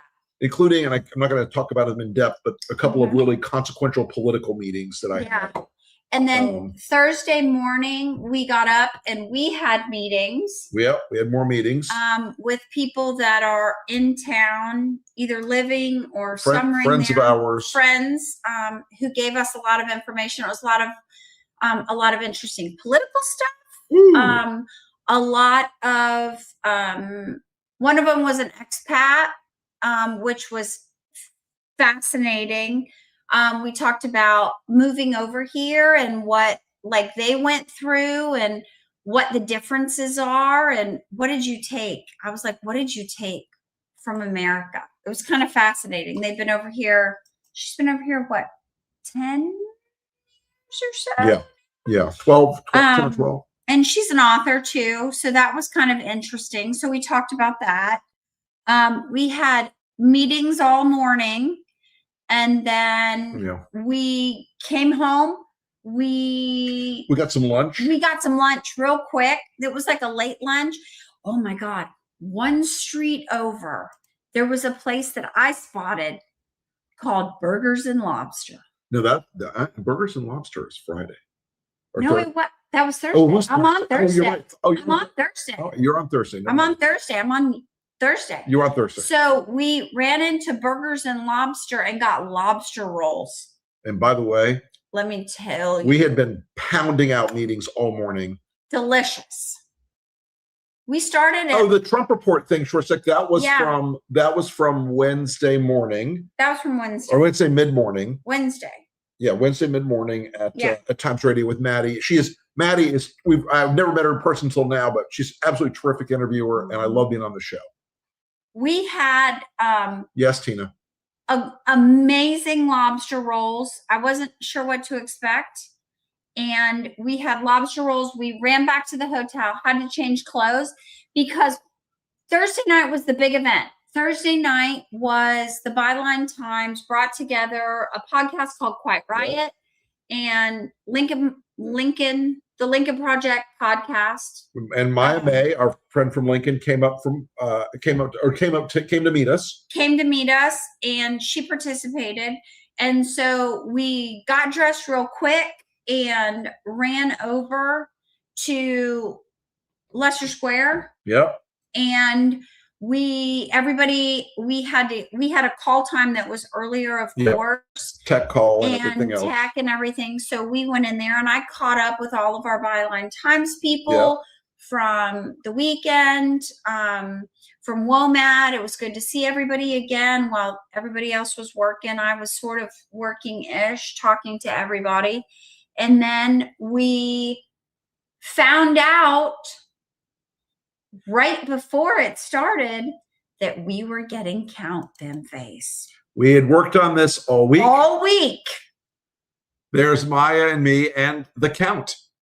It was amazing. And the audience flipped their shit. There was like about, 350. Full house. Full house.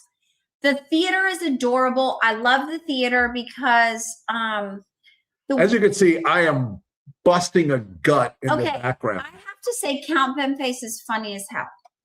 Okay. He's quick. Oh, yeah. He's smart. He's very, very funny. That outfit, amazing. But we started the program talking about US, talking about England, talking about what short stack. It's going to be really. We're going to get that released this week. They're editing. They're editing and record and producing it now. They're working on all of it. But he has a cod piece. Yes, he does. Patrick did, and I was like, wow. Anyway, so it was like something from a Monty Python skit. And by the way, the funny part of it was, so we're talking before. Nobody knew Ben Face was going to come out. And we're talking beforehand. And so just before he comes out, Hardeep Mathayu, who is from Byline, sets up this beautiful thing. And so we're all sitting the whole time. So I stand up and I started with this very heartfelt thing. He goes, I got to stand up. I got to stand up. I got to walk and talk. I've got to talk. Rick walks and talks. I do walk and talk. Like I want to talk about something about leadership, and I do this entirely dead fucking serious bit for like 3 straight minutes. Yeah. And I just and I got to be honest, the audience was like, yes, we're listening, sir. Yeah. Sir, there, and Ollie and the sound guys had worked out a beautiful play in. And I said, sometimes you can see the revolution coming. Sometimes you know it in your heart or your gut. And sometimes you can hear the sound of the revolution. And they started playing the sound of a bin truck backing up. Beep, beep, beep. And Benface rolls out on stage. Crowd goes freaking wild. He was a genius. His comic timing was outstanding. Yeah. And honest to God, the serious side of it was this. He's a guy wearing a trash can on his head. Yeah. And he's offered more to the people of Clacton than Nigel fucking Farage ever has, can, or will. Absolutely. And all the polling is going to show Farage is going to get blown the fuck out. Yep. And a guy wearing a bin on his head is going to be the guy that blows him the fuck out. Nigel Farage is Timu Donald Trump. Mm-hmm. Okay? He's the low-rent, trashy, hike your skirt up at the truck stop version of Donald Trump. Yep. He is so corrupt and so crooked as shit that people in the UK that we talk to, and yes, by the way, folks, there are parts of the UK that are very red, very conservative, very, very, very nationalist, populist, all that crap, right? But even they get it. This guy's a criminal and a scumbag and a weirdo, and he takes money from these people that are tied into crypto scams and Russians and all the other stuff. Yep. His popularity there is almost as upside down as Trump's is here. Mm-hmm. And yes, Sharon, thank you. That is something exactly. When you watch the video, we will talk about it. We will talk about it because I literally said once Benface had gone off the stage, you have to laugh at authoritarians. You have to mock them. Yep. You know, folks, it's why in 2020 I made the first ever political dick joke in history in a TV ad. Ever. It had never been done before. Why? Because I wanted to mock Trump. Yep. You have to put these people not on a pedestal. You can't always say, they're so powerful, they're going to kill us all. Sometimes you have to say, they're fucking idiots. Anyway, Benface was the absolute highlight of that show. It was phenomenal. And he really, really, really was. Yes, John Murray, there is a lower rent version that is Farage. Look, Farage is Trump without the charisma and the style and the air of elegant erudition. Also, one more thing I want to talk about. If you watch Fox News or you consume any kind of right-wing media, you were told London is a nuclear hellscape filled with raging Muslims who will cut off your head. I'm telling you, no. Guys, it was utterly.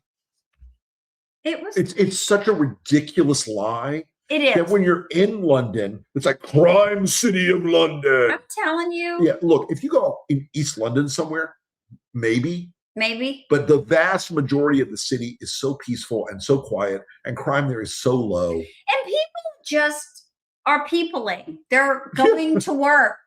They're getting their morning coffee. It's crime ravaged Portland. It's the same thing that we're all doing every morning that we do here. They're getting their coffee. They're walking to work. Yep. They are taking their kids to camp or school or whatever. And also going through the parks, and there are people laying on the grass reading books. I'm telling you, it's a different world. Like, it is. I didn't spot a single person forcefully converted to Sharia law. Not one. Not one. Weird how that happens, huh? But I mean, yeah, are people dressed different? Yeah. But sure. People are dressed different everywhere. But you have groups of women who are in hijab. Yes. Who are in burqa. Yeah, you see it. Who have the smallest little headscarf possible. Yeah. Who are completely Western.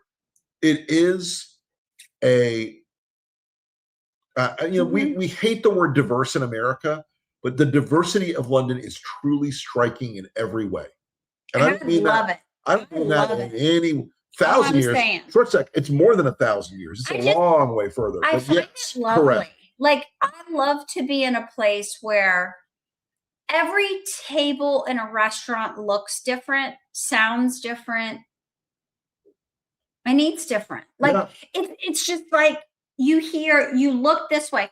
And the thing about that I love London is just because you see X, a white person, an African American person, a this, a that, whatever, brown, whatever, you have no idea what language is going to come out of their mouth. Correct. You have no idea. Correct.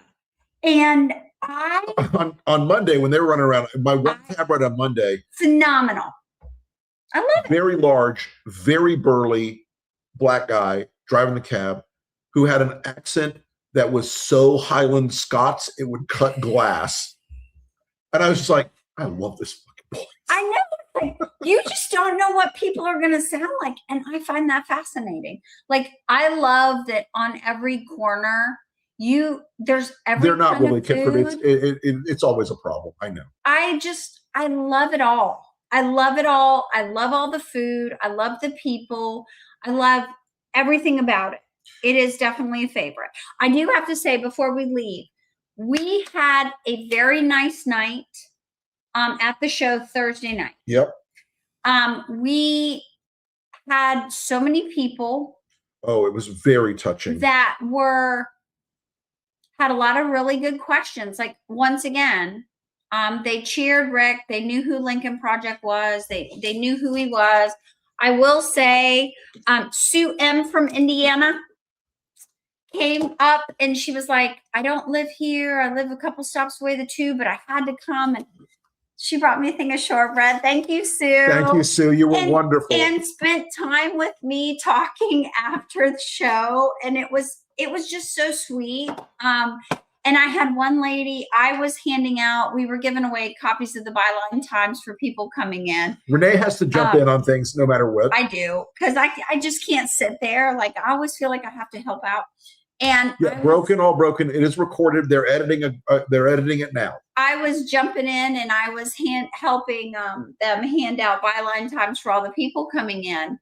And I was greeting people and I was like, hey, thanks for coming. And do you want a copy? And I don't know, maybe the Brits don't do like we do when we greet people in shows and stuff. But I had one lady who leaned into me and I was like, thanks for coming, whatever. She leaned in, she goes, show on Saturdays. And I was like, oh, okay. Thank you so much for watching. And it was just really cute. So I want to mention two people, and I have to say I did not get your names, guys. One that was the guy who brought the first edition of my book. Oh yeah. Oh yeah. And I signed it for him. Meant a lot. And I know he watches and listens to the podcast and watches our stuff, and I did not get his name either because in the pub crawl after it was very loud. So loud. And I'm so and brother, glad. I just want to tell you, I meant it what I said. Mm-hmm. You will get through it. You will get through it. We will all get through it. We're gonna make it happen. We're all gonna make it. It's gonna take all of us. And I know how much what you told me about in your life, because of what these fuckers have done. Mm-hmm. I know how much that stuff hurts, but you will get through it. Yep. Okay. And I wish I'd heard your name. I could barely hear you over the sound of a million people in there yelling in the pub. But I meant what I said. You will get through it. Mm-hmm. You are strong enough to get through it, as we all are. 100%. So, one foot in front of the other, baby. Every day. Every day. Every day. Fuck it. Drive on. Oh, fuck it. Drive on. Yeah. Okay. A couple other things. So it was late. We got back to the hotel. And here's just a packing thing for me. Yes, we overpacked. Oh, yeah. Because we didn't know what we were doing. Every day was like something new, and things were being added to the schedule as we were over there. Somebody said to me, "Oh, your nice vacation." I'm like, "Vacation? What the fuck are you talking about?" When we originally planned this months ago, 7 months ago, it was a vacation for us. Right. Almost going to be, but it ended up being 100% work, but we had some fun moments in there, thankfully. But also, it was there was no downtime. And Yeah. I was really hoping for a little bit of a different experience, taking them through London and all of that. But next time, we're gonna figure out something. But I can say there was a lot of late nights. I don't know why English people have to have a duvet on every bed. Us middle-aged women may explode from the heat situation. Oh, I was buck naked. It was bad, y'all. Like the heat in general, but the heat also, the weather was so funny in London because it went like 70s, 80s. Wednesday was like 90. Wednesday was hot. It was brutal. And then it was beautiful again on Thursday. Yep.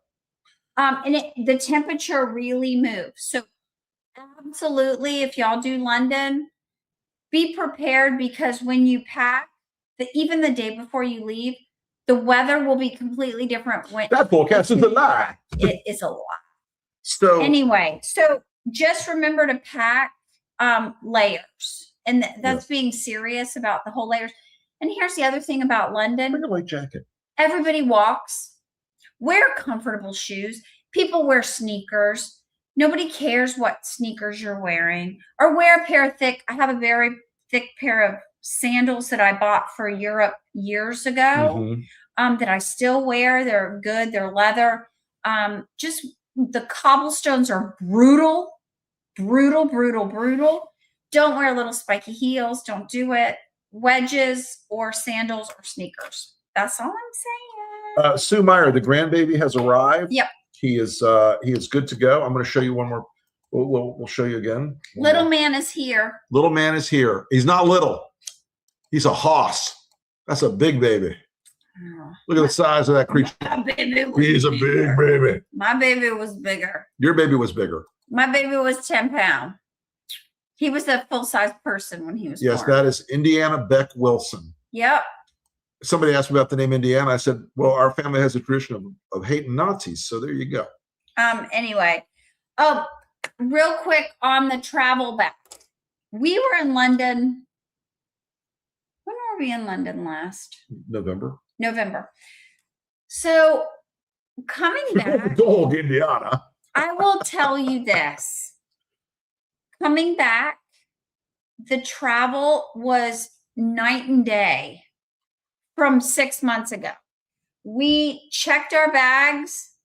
We did MPC, which is the, mobile passport control. Right. That's an American app. And yes, you have to do a visa going over to England now. Use ETA, UK ETA. UK ETA. It's 20 pounds. It lasts like 2 years. Two or 3 years. Yeah, something like that. Anyway, people were correcting me online. Whatever. Someone was wrong on the internet. I know. God, somebody called me out for something. I'm so sorry. Anyway, it takes about 5 minutes to do. Easy. But coming back literally was night and day difference this time. At Heathrow, we got on an elevator. We went upstairs. We put our stuff on the bag. It went through, and we were done. Like, well, we did get a little bit of a shortcut because we're Diamond with Delta. Yeah, he's Diamond. I'm Gold. But she comes along for the ride. I'm Gold, so I'm not as cool as him. But I do some. You'll get there. I know. You'll get there. But I will tell you. Yeah, it's broken. The photo was a little tricky with ETA, but it does work. Yeah. ETA, just remember whenever you're doing photos for like ETA, just find a blank wall. Yeah, they really don't want background. No background, nothing in it. Find a plain blank wall, take your picture, and then when you do mobile passport control, it's a free app. It's a governmental free app. And when you come in, you land, you fill it out. You can do one for your whole party. Yep. So Rick and I, one app, one entry, and then you take your pictures. Yep. And then you say, I think they say, are you bringing in fruits or vegetables? You have stuff Right. to declare, whatever. And then you I have the heads of 8 of my enemies in a duffel bag. But and yeah. then what you'll end up doing is we walked in and literally they take your picture. You walk in the line, take your picture, and we walked through. Like it was nothing this time. It was faster than global entry. It was faster than global entry. And I can say that because I got nothing. I got nothing. Super fast. So I can say that. I can say honestly, the travel was easier coming back into this country. My MA is very tall. She's quite tall. She's 6 inches taller than me. She's taller than me. She's 6'2" at least. Well, I'm 5'10". She must be.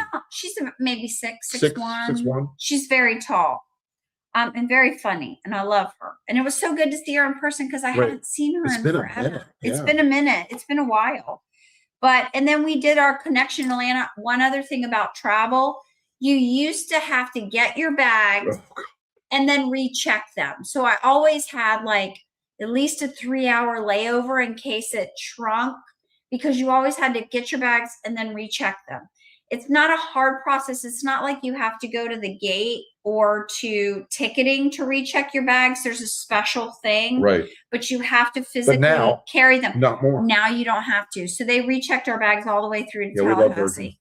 Yeah, it was good. And we got home last night, and my son picked us up. Not as promptly as one might like. Not as promptly. Anyway, I had to yell at him, but like we were early. We were half an hour early, so that was like part of it. But it was really easy coming back in. So, I mean, it sounds exhausting because it was. Because it was. But she is an amazing travel companion. She's easy to deal with as a traveler, and I am a. We're prepared people. Yeah, we're ready to do things. Yeah, and I am a very, very, very, very, very, very, very, very, very, very high mileage traveler, and she is a dream to travel with. So, but yeah, we have today. I put a belt on the giant mower and started mowing in the rain. So we came back to our yard. God, it was so beautiful. So the yard hasn't been mowed in a week. It's about 2 foot tall. It's at least 2 foot tall. It's bad, y'all. It's bad. So we I will tell you it was hard and the humidity's killing me. Having no humidity over there and coming back to where there's condensation on every window. Barber Wax Shack. Okay, so we did run to Barber real quick. We had like 30 minutes and literally we ran to Barber. And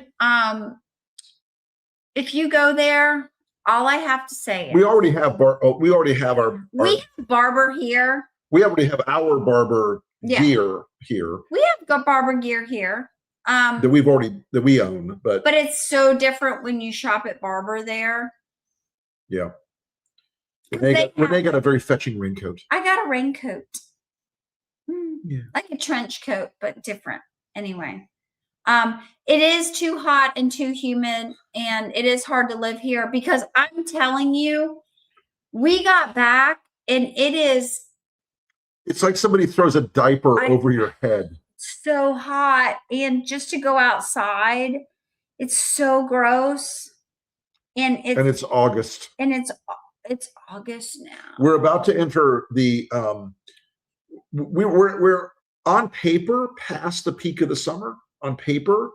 No. But we're still going to have weeks and weeks of 100 degrees. It's terrible. It's truly terrible. The humidity is like I said, it beyond. It is so bad. Like I was watching and I was texting Livermore. Livermore. Yay, National Lab family. But I can tell you, I was watching the weather, and on Wednesday here, I was getting the heat alerts in in London for over here, and it was 116, 117 with the heat index. Terrible.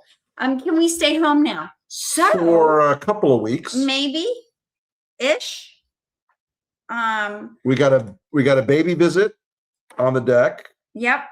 And then we go to Hong Kong. Because I got a speech. We have Hong Kong in about 6 weeks. That's a whole other adventure. Yep. We won't be talking to y'all from Hong Kong. I'll just say that. It's not gonna happen. It's not gonna happen. We'll be on lockdown. It's a long story. It's a long story, but it's China, so here we are. Got to be careful. You have to be super careful. So we won't be doing that from China, but we'll talk about it when we get back. And it may be public after we do it, but I don't think so. We'll see. I don't know. There's some Hong Kong prefab calls that we're on. We have to watch. Get ready for that. Sure, I love Oregon. We just haven't been out there enough lately. I wish I could bring a skiff to Hong Kong, but we'll be kind of traveling. We'll be traveling with clean laptops and clean tablets and clean phones. All burners. Yeah, all burners. I will tell you, last night when we got back, we showered and it was beautiful. The shower was so great, because when I get back, I don't know how y'all feel. I feel like the plane funk, like my hair had to get washed, like everything had to get washed. We got in the bed. I turned the air down to, God, it was like, you turn the air down to like something ridiculous. I wanted penguins banging on the windows to come in. Because the other thing is we sleep sort of close here. We spoon. We spoon a lot. We sleep like this. I'm either the big spoon or the little spoon, but we sleep like this. We haven't had we couldn't sleep like this in Europe because it was too hot. So last night we actually got a chance to like cuddle again in air conditioning that's American air conditioning. She gets in the nook. Cold. She gets in the nook. I do. I get in the nook. Here's the nook. I get in the nook. We sleep like this. So. And I make little noises when I sleep. He does. He says, it's cute. Sometimes I talk in my sleep. We do. We sleep touching constantly. Yeah. And we couldn't do that in Europe because it was so hot. It was so awful. I'm also a shaggy motherfucker. I'm hairy as all. We're hot. I'm like a Yeti. He's like a Yeti, and I am middle-aged, so it's the warmth, the heat happens. It does happen. It happens. Yeah. But what else? So real quick, it's been 2 hours. Thanks for hanging in there with us. Yeah, we wanted to give you guys the story of the trip, and we're sorry about the travel and the last few weeks have been. And I'm sorry he didn't get to do the Friday brief this week. It was just in the time change of being 5 hours ahead is a lot. Okay. No, I'm not waxing him. That would take weeks. It would take weeks. No, we did want to jump in. And let me say something to Patrick real quick. Patrick, talk. I think Stevens may be opening up a lead. I'll say more about this week. I will be honest with you, as just straight up campaign wise and knowing Michigan, I would rather Stevens than Elsea. My son is a Sasquatch too. Anyway, so now that we're done with London, I know that was fast, but man, this was the fastest trip ever. It was a week. Probably, Patrick.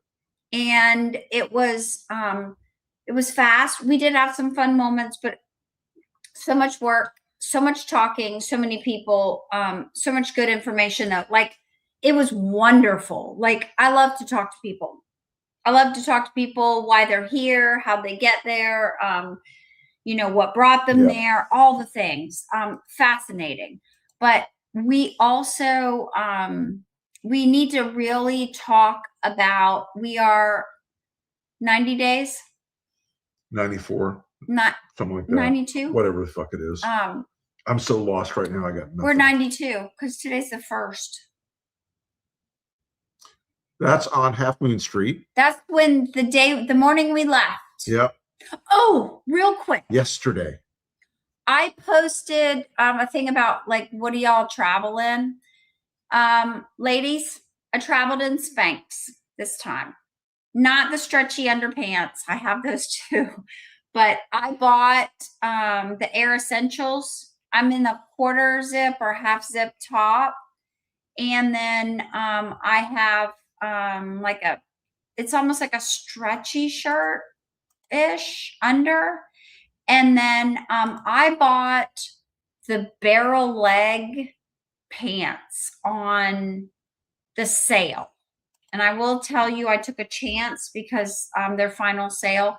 But the barrel legs weren't too barrel where they make you look like bow-legged. Because some of the barrels are not user-friendly. I'm just saying. From a person with a certain body style. Anyway. Which is thin and beautiful. Let's have a moment. Anyway. But I bought the barrel pants and the quarter zip. Highly recommend. I'm not being paid. It's not like a paid endorsement or anything. I have to say those barrel leg pants, super comfortable. They are not fleecy or fuzzy on the inside. They feel really good. They travel well. They don't wrinkle. And they kind of repelled, like even after I wore them, and I wore them back, they didn't really smell. So I was like, yay for that. Really comfortable. So that was kind of a good thing. And my Adidas. I travel in the same basic outfit everywhere all the time when I travel. He always looks super stunningly cute though. I wear a button-up shirt. I wear a blue blazer from Brooks Brothers. Yep. I wear comfortable, like tactical pants. Yeah. And that have a little stretch in them. Have a little bit of give in them. Yeah. And I wear, I wear compression socks on international I wear compression socks too. 8 hours is no joke. Don't play. What else? That's about it. I mean, we've done 2 hours. Where are the pull-up bars at the airport? Oh, ha ha ha. I know what that's from. That's from the Maha stuff where you can work out at the airport. Let me tell you, I feel like you just about run in the airports. And I will tell you, we got off the plane and we had to go up like 2 flights of stairs because the lift was broken, or the escalator. Now everything is a lift now. The lift is an elevator. The escalator going upstairs was broken. So we had to walk upstairs. You're hoofing through the airport. And I also have to say, Atlanta Airport, the terminal that we were in, sweet. It is beautiful. It's light. It's airy. I want to talk to Russell for 1 second before we wrap up. Okay, Russell can do that. No, we have a couple more things to talk about real quick. You can talk to Russell. Talk to Russell. So Ohio, guys, is breaking Democratic. Ramaswamy is a shitbird candidate. He's an absolute stinker as a candidate. He's a shitbird as a human being. And as a human being. And Brown is just absolutely crushing it. And by the way, Bernie Moreno would not stand up for his own fucking daughter, who her husband, Max Miller, the congressman, put a gun to her head and threw boiling fucking water on her and threatened to kill their kid. And her own father, in fear of pissing off Trump, won't defend. That's going to be a fucking Thanksgiving dinner. Yeah. But I'm going to tell you something. Sherrod Brown's going to win that race. Amy Acton's going to win that race. David Pepper's going to be LG. This is a state that Max Miller deserves to be in fucking prison. All the bullshit I heard about Graham Plattner, you know what? Not one of those women said, oh, Graham Plattner threw boiling water on me. And she still endorsed him. And well, now she's asking for a restraining order. Correctly so. But no, I'm saying Graham Plattner oh, woman. She was like, yeah, right. I still think he's the best candidate. Yeah, but the fact that Bernie Moreno, if somebody threw boiling water on my daughter, you know what would happen? He'd disappear. He would never be fucking heard from again. There'd be some disappearing. He'd be disappeared. Mm-hmm. Now, her husband would never do such a thing. But if a man did that to my daughter, yeah, we need to move on. We can't talk about this. It's evil. It's fucking evil, but we can't. Yeah, I know. But yeah, no, Ohio is going all in the right direction, folks. Jim Jordan. He's such a tool. I look at Jim Jordan and all I can think of is that Washington, D.C. would really benefit from the release of rabid wolves into the local area. Yes, Darby, more than usual. Which we laughed about. I sat with a lovely lady from Trinidad next to me on the airplane yesterday. Rick Wilson fan. And she didn't even know who he was until like he got up at the end, and she was like, "I didn't recognize you. I know who you are." And I was like, but it was funny. But we had a lovely flight, and she was going to visit family in Atlanta because they're going on a cruise. But she's from Trinidad. Her brother lives in London. We had a lovely talk. Anyway, but I will say this: we laughed and we made a joke about Obama too, because I said I remember the days because there was news on. Cindy Fred Wellman can beat her.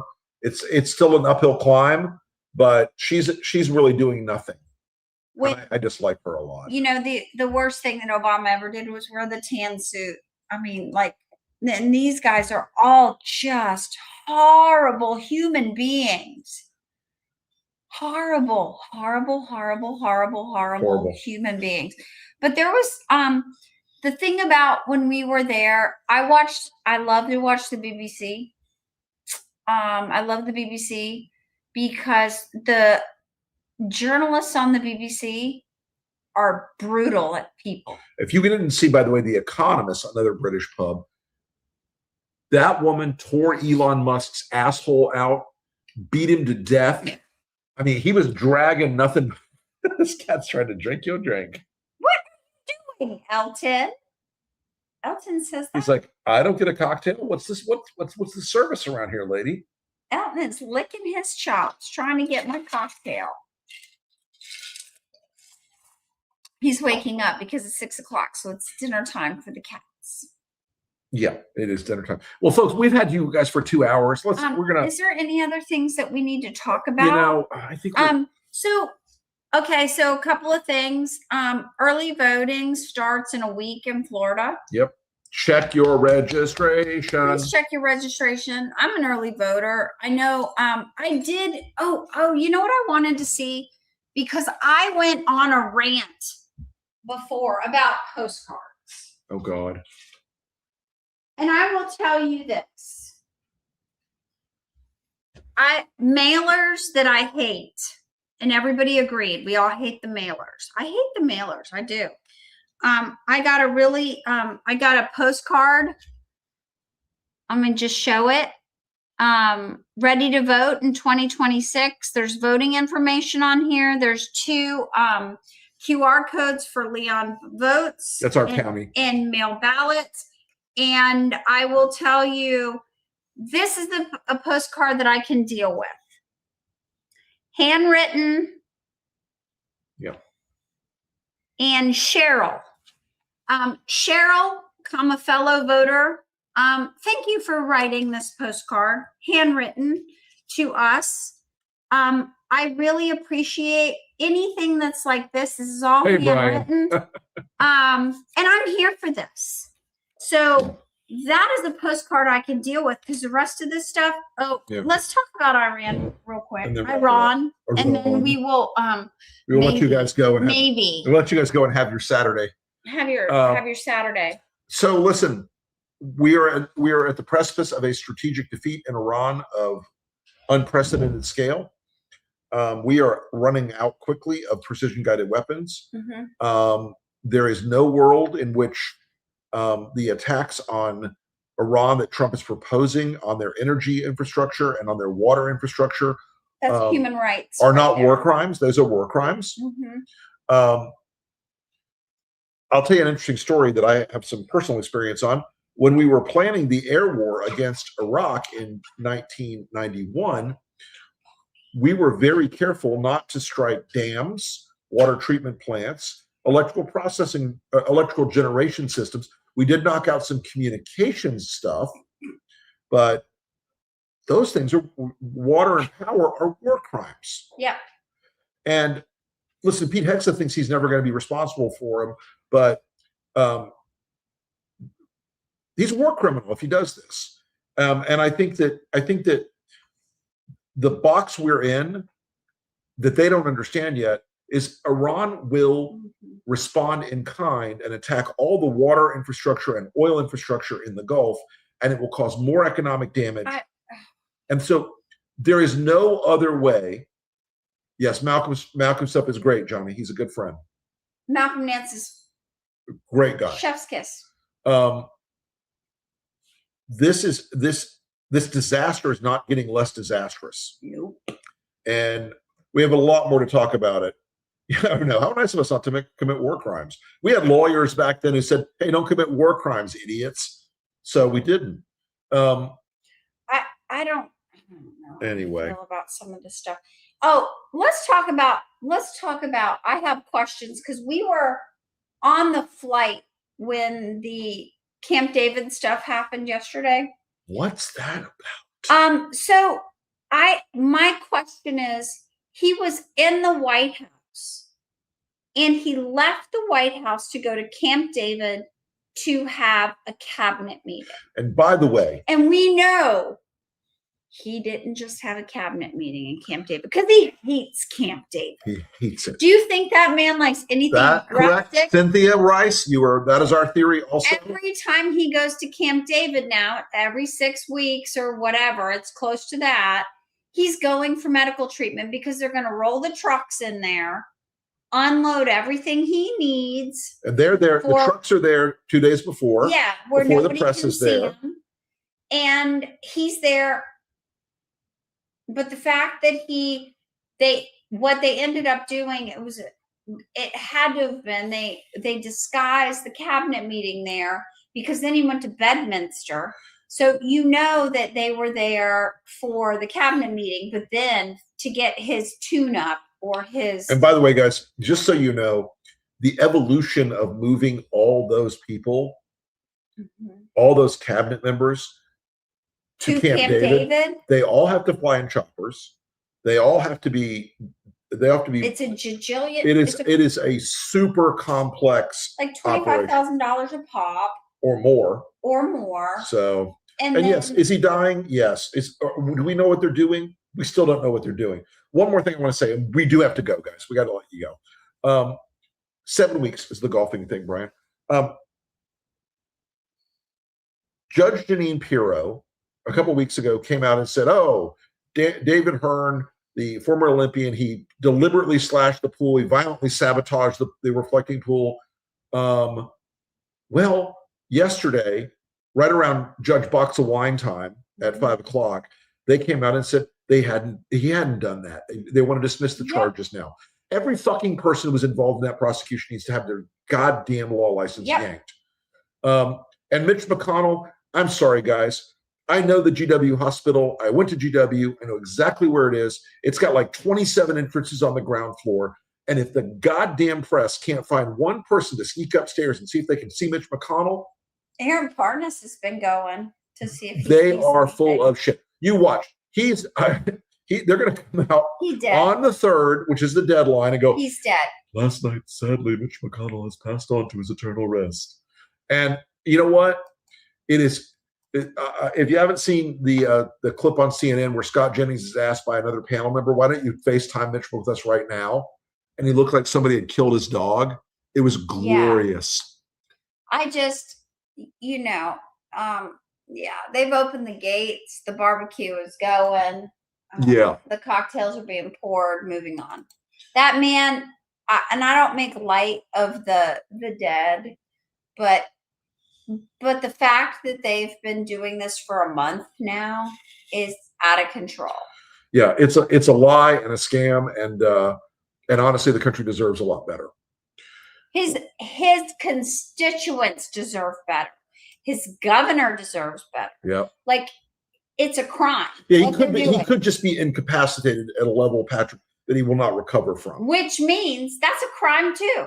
Yeah. Because they're saying they talked to him and all of that. Oh, yeah. So no, I'm not down with any of this. I am not down to clown. All right, everybody. It has been a lovely night with you guys. If you, just as a reminder, I don't know, whoever, I put a post on there. A couple people asked me for keychains from London. If you're one of the people who asked me for a keychain in a DM, please resend that to me, because I brought some back. And by the way, folks, we have a ton of mail from the mailbag, and I just did not get to it tonight. We didn't get to it tonight. We are sorry. We apologize. We'll be back with you next week, and hopefully, and we'll get it together. Yeah, we're good next weekend, right? Are we? I don't know. You might be on a plane. Oh fuck that trip! Fucking fuckity fuck. Send me a DM. If you're one of the people who wanted a keychain, or you're requesting one. Yeah. Let me know, because I have a few to give out to send. I just need your mailing address, and I'll send you one. The Weekend R&R at gmail.com. Email us or DM me on Threads. That's fine too. You can do that. But we had a great trip. It was very busy, but it was a great trip. It was lovely to go overseas, and people are very interested in what's going on in this country now. They are worried and sad and super concerned. I put a piece up on Substack today. It was a podcast I recorded in London, and there's a sense of disappointment. The thing that really bothered me, though, was almost like a sense of pity, and I can't shake it. It's hard to, like, I don't know, because it's still kind of new, and there's a lot of people who are, what are you doing? Nothing. You're picking up my phone. I'm just looking at the numbers. There's a lot of people who are still in that place in 2015 that a lot of people were in. It can't get that worse. It can't be that bad. It can't be that bad. It's going to be fine. The real difference that y'all talked about on Thursday night at the show is the fact that they can just yank prime ministers, and they change people. Yeah, they're on their 7th prime minister in 10 years. That's that strong Italian government vibe in the 1980s. So that part is really something for them. They have an easier time at changing. But here's the thing. When you change leadership of a government basically once a year, you're not really changing much, because they're dealing with all the leftover stuff. Right. Oh, and I will say, here's the other thing about Count Bin Face. So a bin there is like a waste paper basket or like a garbage bin.